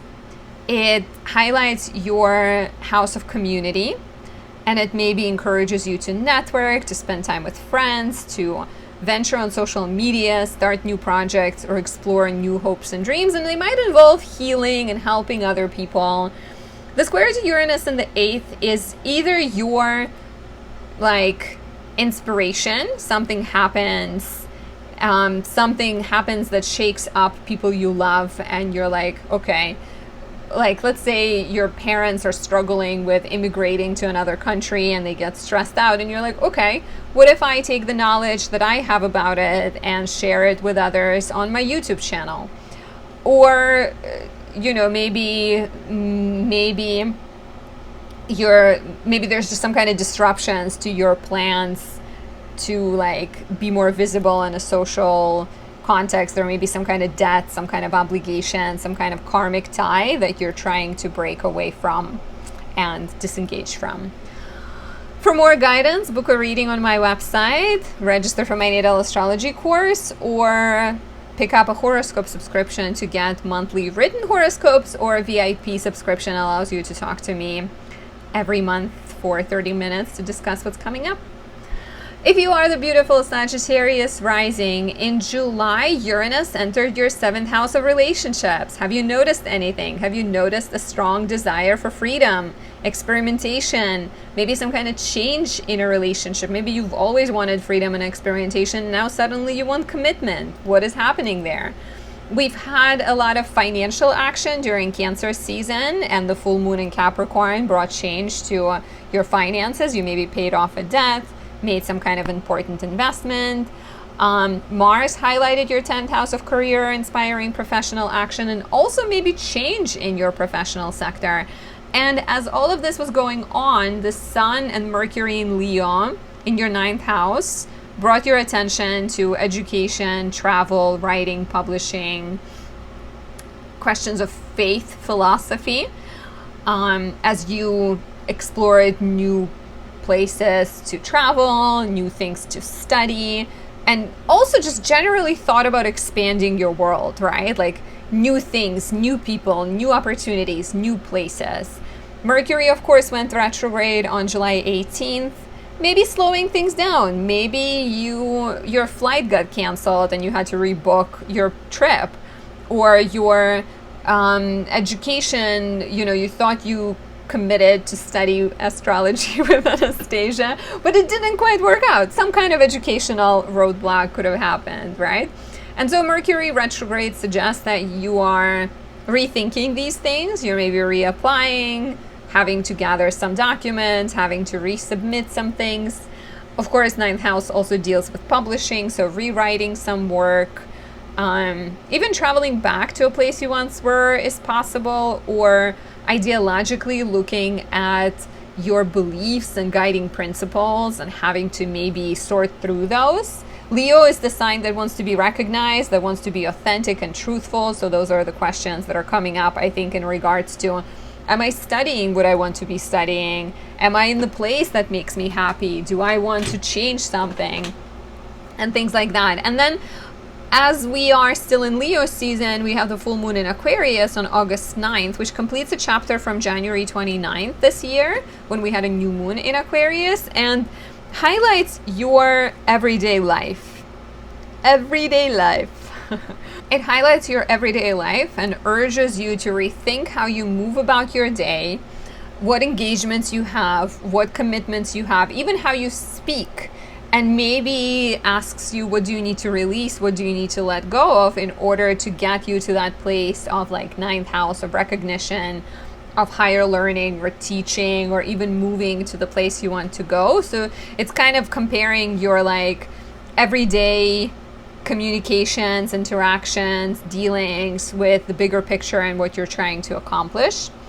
There may be some changes to your relationships with siblings, maybe changes to your schedule, communication, completing a project, right? Completing some kind of application, I can see as well.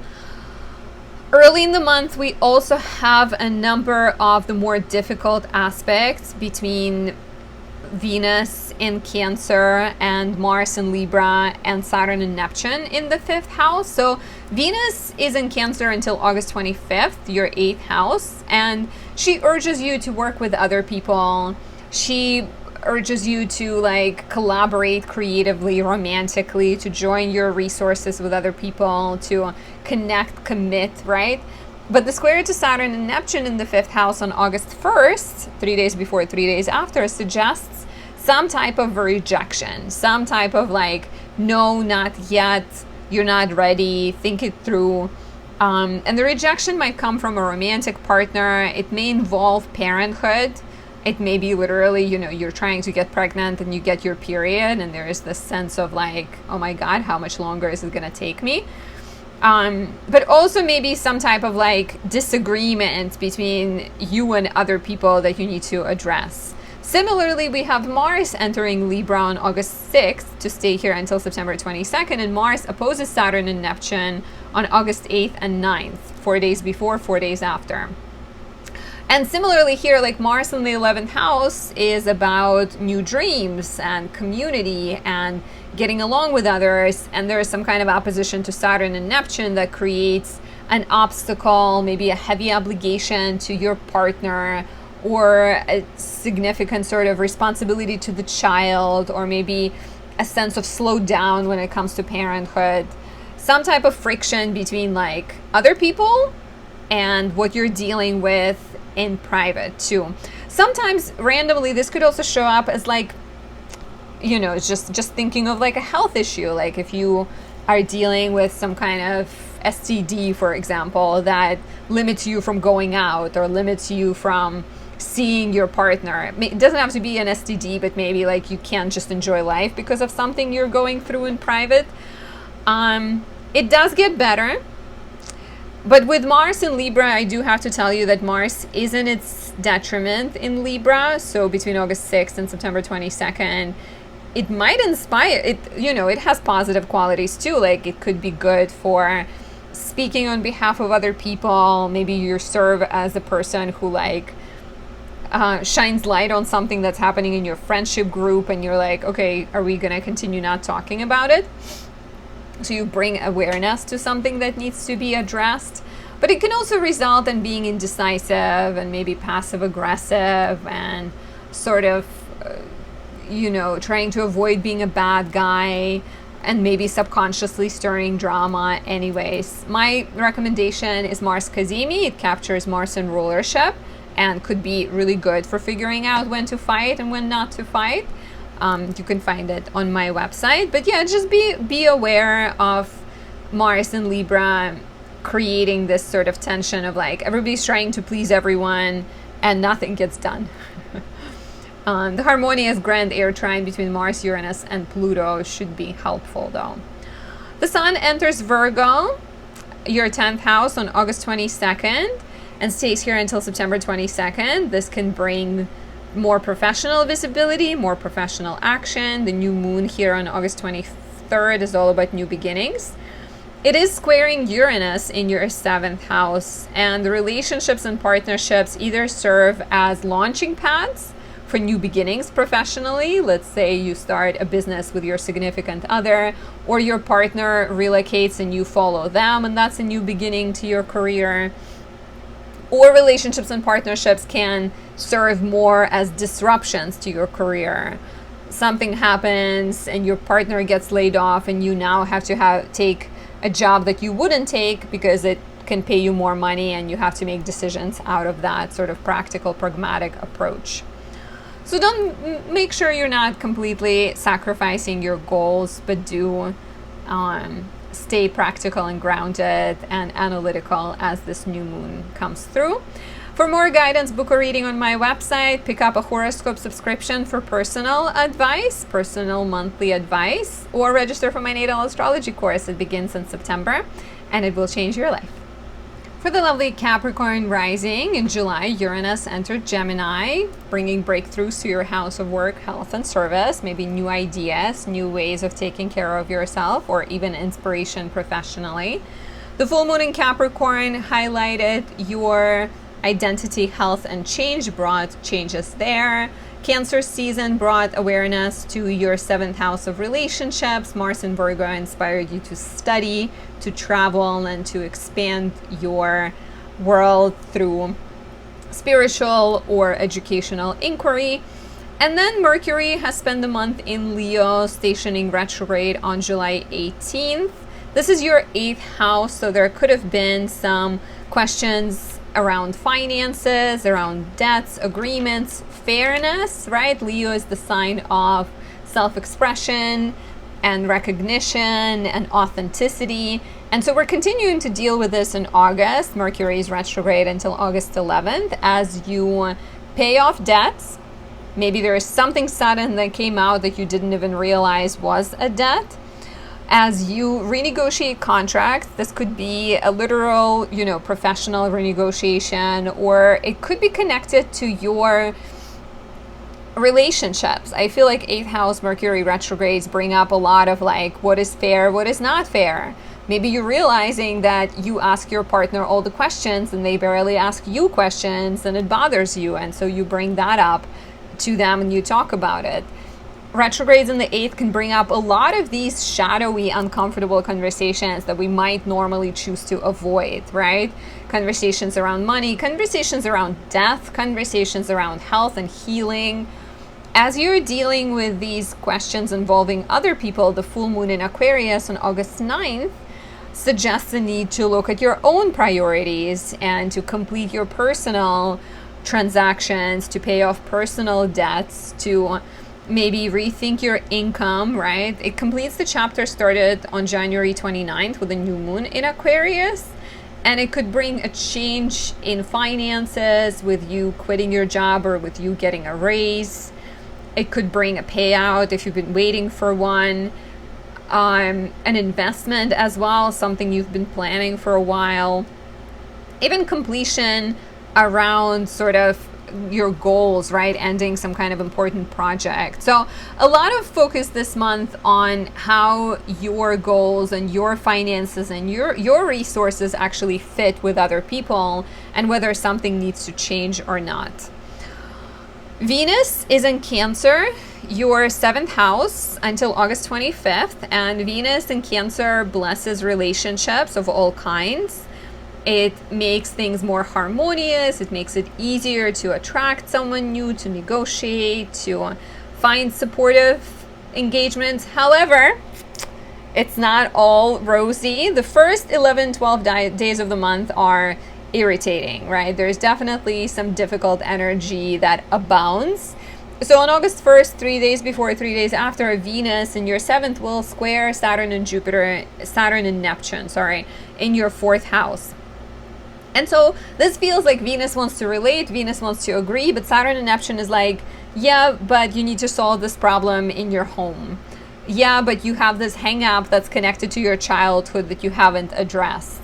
Yeah, but your parent is being too intrusive and keeps calling you every minute, right? So there might be some type of like frustration, rejection, red light, loneliness, isolation that the square to Saturn and Neptune represents. And then further, to extend this further, on August 8th and 9th, Mars will also oppose Saturn and Neptune, creating tension between your professional goals this time around and your home life and family life. So please share. I'm curious, what is Saturn and Neptune? What are they bringing up for you? It could be a family member in need of care.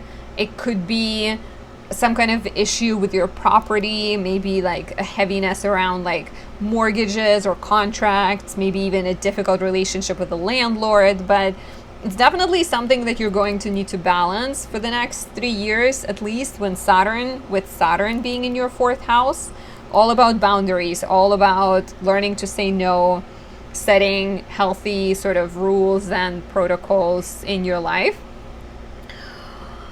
Mars is entering Libra on August 6th. We'll stay here until September 22nd. This is Mars in your 10th house. It can inspire professional action, especially because there is a grand trine between Mars, Uranus in your 6th and Pluto in your 2nd. So a lot of things are moving, I think, when it comes to your professional life. But Mars is in its detriment in Libra, so we may struggle with people pleasing, with conflict avoidance, being afraid to be the bad guy, and then choosing to either shy away from confrontation or instigating drama some other ways. We can also be a little bit passive aggressive and indecisive at this point.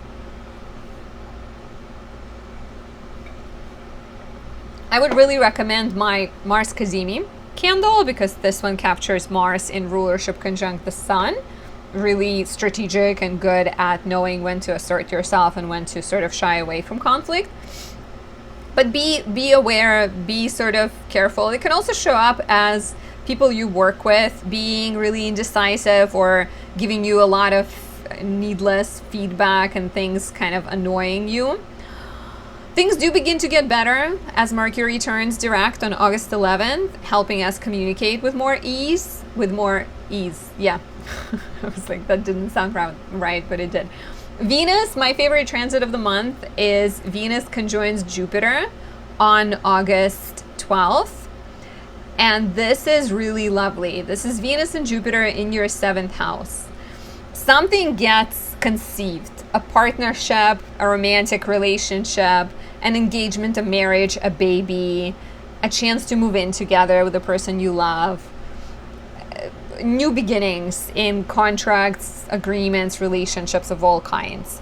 Venus rules your house of children. That's why thinking of pregnancy, but it also rules your house of career, and the house of children is also the house of creativity. So professional new beginnings. Jupiter rules your house of writing and your house of imagination, spirituality. So kind of like pleasant, romantic or creative opportunity, and do take advantage of this one, because if you don't do anything, it will just bring some joyful moments your way. But if you're actually proactive and you go for it and you commit to things and you initiate something, it could be very, very lucky at this point. The Sun enters Virgo on August 22nd and stays here for a month. There's a new moon in Virgo on August 23rd and a square to Uranus in your 6th house. So here we are in the 9th house, and we're continuing thinking about expanding. So this could bring education opportunities, travel opportunities, again, writing opportunities. The square to Uranus in the 6th could bring maybe a chance to rethink your professional situation, to rethink your health, right? Square to Uranus can be like unexpected disruption at work that takes you out of it, or in your health or someone else's health, or something happening with your pet. And so the new moon will be you working through it in this analytical, pragmatic, grounded Virgo way. If you have more questions, book a reading on my website, register for my natal astrology course. Speaking of education, it begins in September and it will teach you to read natal charts, to be your own astrologer, and to live life with purpose and meaning. Finally, you can also pick up a subscription on my website to either get weekly updates or horoscopes emailed to you, or to get monthly consultations, face-to-face conversations every month. For the beautiful Aquarius rising, in July, we had a monumental entrance of Uranus into Gemini, your 5th house, inspiring you to free yourself from outdated relationships, sexual hang-ups, maybe boosting your creativity. There was a lot of focus on your health and your work, both physical health and mental health, with Cancer season and the full moon in Capricorn. Mars spent the month in Virgo, activating your agreements with other people, making you renegotiate certain things, figure out where you're being too controlling and analytical and perfectionist, and how this maybe doesn't serve you. And on that wave of relationship analysis, we also had a lot of focus on your house of relationships and partnerships with the Sun and Mercury in Leo. Mercury went retrograde on July 18th, and the retrograde continues until August 11th. And you are questioning your agreements with other people. If you're single, there may be a sense of looking back longingly or with frustration, rethinking your relationships, dealing with an ex or two. If you're in a relationship, there might be an ex involved as well, but you're kind of, maybe feeling a little bit careful about it. There is also a question of rethinking what is fair, what makes you happy, right? Like Leo is about being visible, being sort of recognized, being heart-centered and authentic, and either you or your partner may feel like some of that is maybe missing in the relationship, or maybe they're feeling like there's a lack of inspiration and play and joy, and so you're perhaps trying to find ways to recreate that, inspire things, right? Rethinking business agreements and contractual agreements, even like your lease or your work contract, things like that could be highlighted. Amidst all of that, we get the full moon in Aquarius on August 9th, which brings attention to you, right? There's a lot of focus on other people and what other people want and how to get along with other people, how to negotiate with other people. But the full moon on August 9th is all about you. It is a suggestion that you need to first know yourself before you build partnerships. So for those single or those in relationships, it's an opportunity to take a step back, to tend to your health, to honor your need for space, honor your maybe desire for independence and your unique goals. Take a look back at January 29th when we had a new moon in Aquarius to see what got started back then that maybe is coming full circle right now. A couple of more complicated aspects. We have Venus in Cancer until August 25th. She's in your 6th house, and generally, and for the most part, she wants you to get along with your colleagues. She brings a lot of joy from hanging out with people you work with. You may be noticing that you're more interested in eating healthier, or maybe showing love in these practical ways by cooking for someone you love and helping them file documents and paperwork. However, on August 1st, 3 days before, 3 days after, Venus will square Saturn and Neptune in your 3rd house.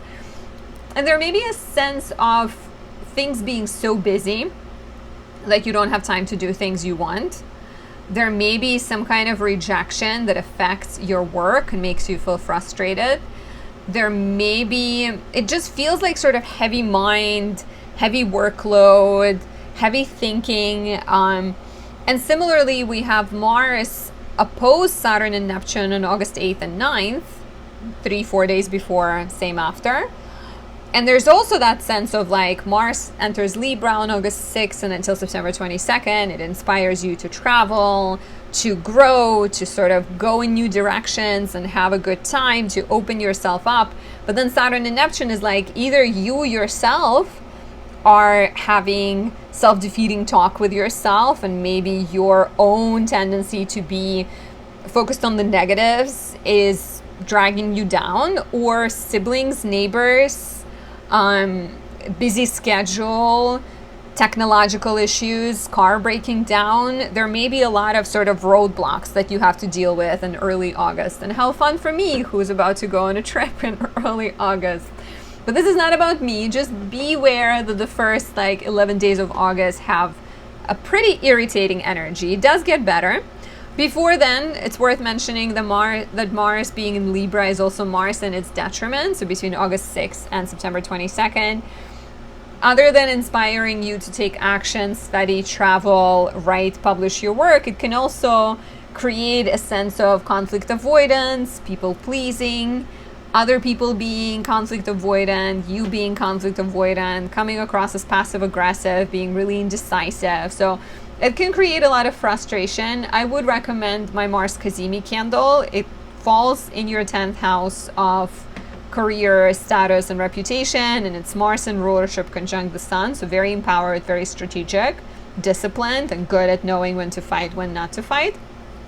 And just be careful at like dealing with people, and try to express yourself honestly and not completely avoid conflict, right?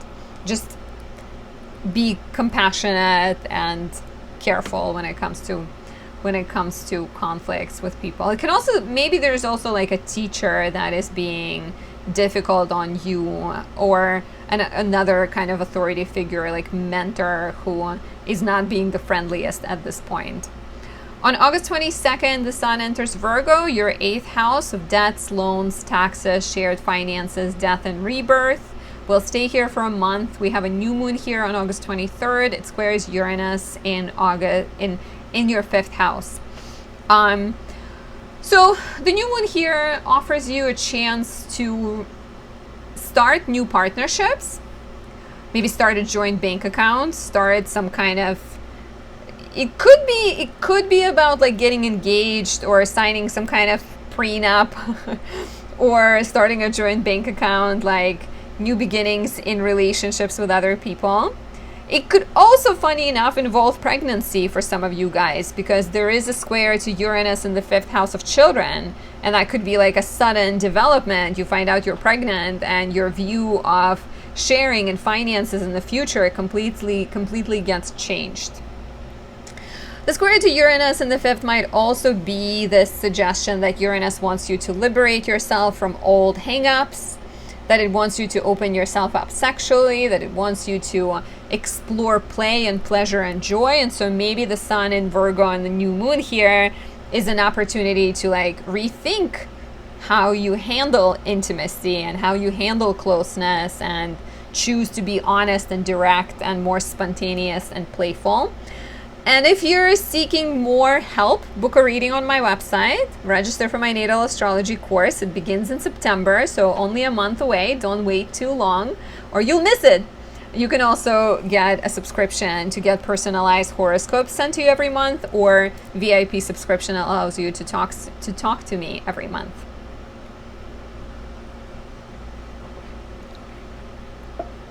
For my beautiful Pisces rising, in July, Uranus entered Gemini, your 4th house. You may already notice that it inspired you to travel, to break away from old familial patterns, to maybe find more independence. If you're feeling it, please share.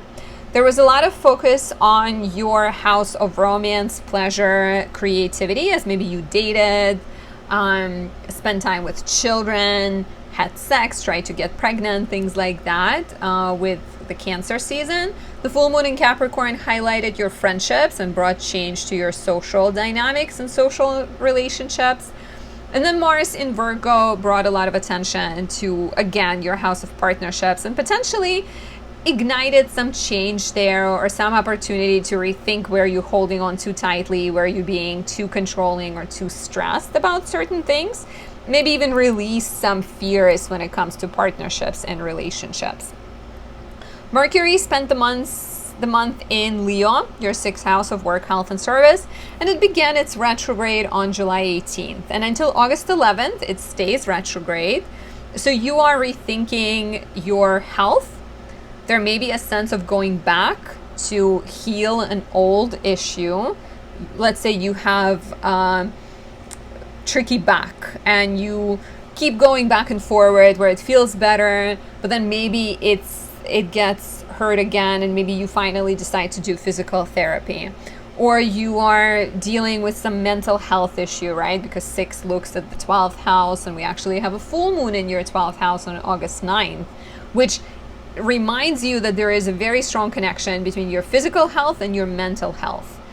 So rethinking health, dealing with work matters, also maybe dealing with some kind of like busy work or old projects that are crawling back into your life.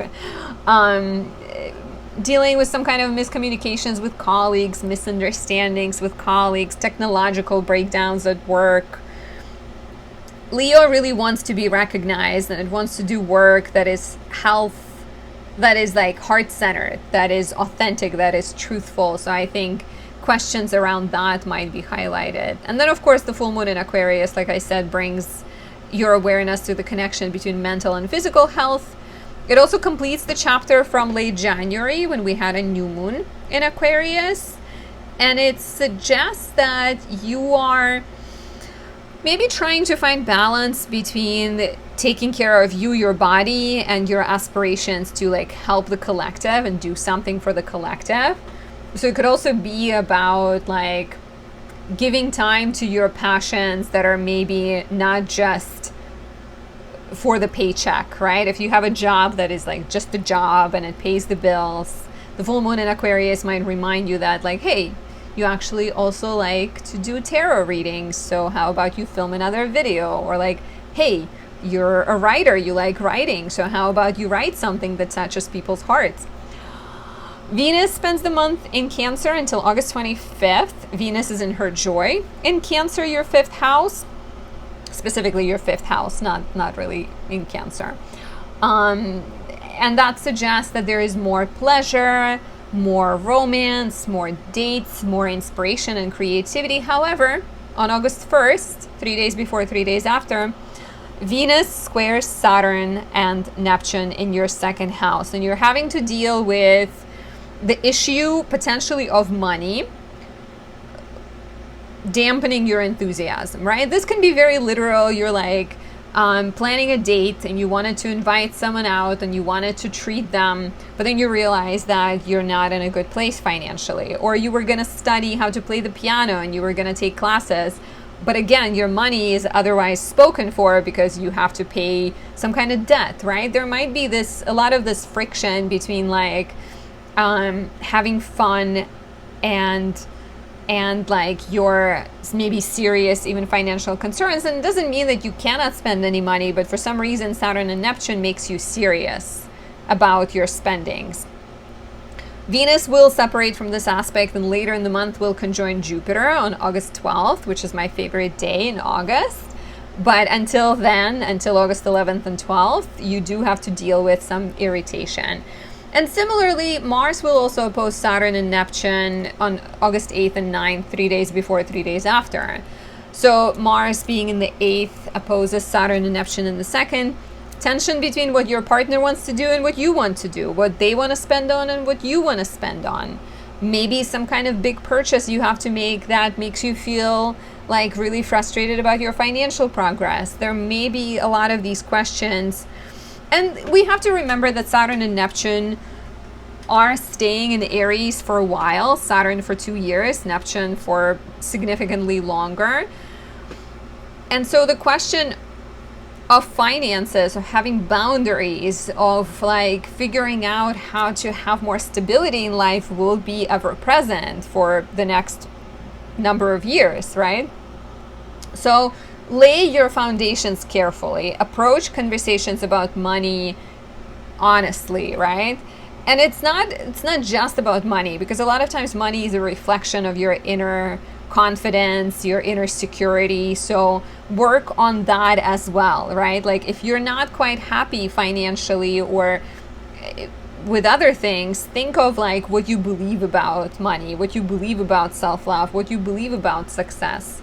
There is quite possible opportunity for like breakthroughs with a grand air trine between Mars in your 8th, Uranus in the 4th, and Pluto in the 12th. Some type of like liberation of beliefs that you've grown with, and maybe following freedom financially and spiritually, which I quite like. Mars will be in Libra, your 8th house, from August 6th until September 22nd. This could be Mars that is driven to pay off debts, that is driven to take action, start partnerships, negotiate, but it's also Mars and its detriment. And it's passive-aggressive Mars, it's conflict-avoidant Mars, it's I don't want to be a bad guy, I want everyone to get along Mars. And this could be you, or this could be people you're dealing with, and this can definitely inspire a lot of like inner irritation and indecisiveness. That's why my candle of choice for this transit is Mars Cazimi. Mars in Scorpio in rulership conjunct the Sun. Really good at strategic approach to things, knows when to be assertive and fight versus when not to fight. So highly recommend. And just be aware that things can be irritating when you're negotiating with other people. Like I said, August 12th, August 11th, Mercury goes direct, so it's already a breath of fresh air. And then August 12th, we have the lovely Venus-Jupiter conjunction in your 5th house. So for those Pisces risings that are trying to get pregnant, this feels very fertile, very abundant. Creatively, new projects, planting seeds of new beginnings, you know, creative pregnancy. Jupiter is your chart ruler. It's also the ruler of your house of career. Venus is the ruler of your house of business and communication and your house of shared finances. So creative projects that lead to success. Mwah, chef's kiss. Relationships, romantic relationships as well.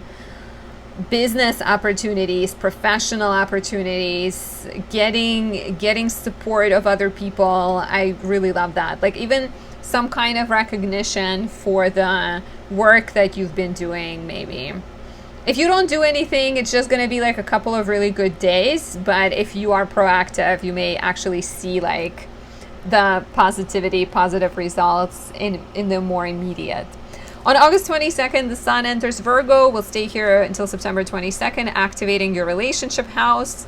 You may be venturing out, dating more, finding a business partner, signing contracts, negotiating agreements. The new moon on August 23rd is the first new moon. We're also going to have a solar eclipse here next month, so it's part of 2. Brings important new beginnings to your relationship sector. It squares Uranus in the 4th.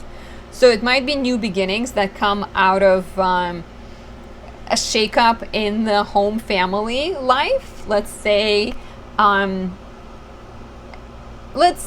your partner or you decide to move to France. And so there's a new beginning to relationship because of that. Or let's say a family member, like your partner's mom, gets sick and she needs care. And so you decide to move to help your partner's family. Or maybe there is some kind of like liberation of old patterns, of old relationship ideas, and like new beginnings that comes from that. And you know, the Virgo energy is good at problem solving. It's analytical. It's quite intuitive if, you know, it trusts the intuition. So move through these problems carefully. I think it can be a shakeup that maybe breaks some relationships that are not solid and stable, or a shakeup that brings a lot of other relationships closer. Please share how this resonates. For more guidance, book a reading on my website. Register for my natal astrology course. It begins in September and it will teach you how to read charts and how to be your own astrologer. On my website, you can also get a horoscope subscription to get monthly horoscopes either written and sent to you, or VIP subscription gets you monthly consultations. So thank you for watching. Let me know how your July went. If you haven't subscribed yet, please please press that subscribe button. Check out my yoga channel. As you know, I am Gemini moon. I'm doing a bunch of things that I'm excited about. So please subscribe to this channel, to my yoga channel, and have a really good August. Know that the friction and frustration will pass and things will get better. I'll talk to you soon. Bye.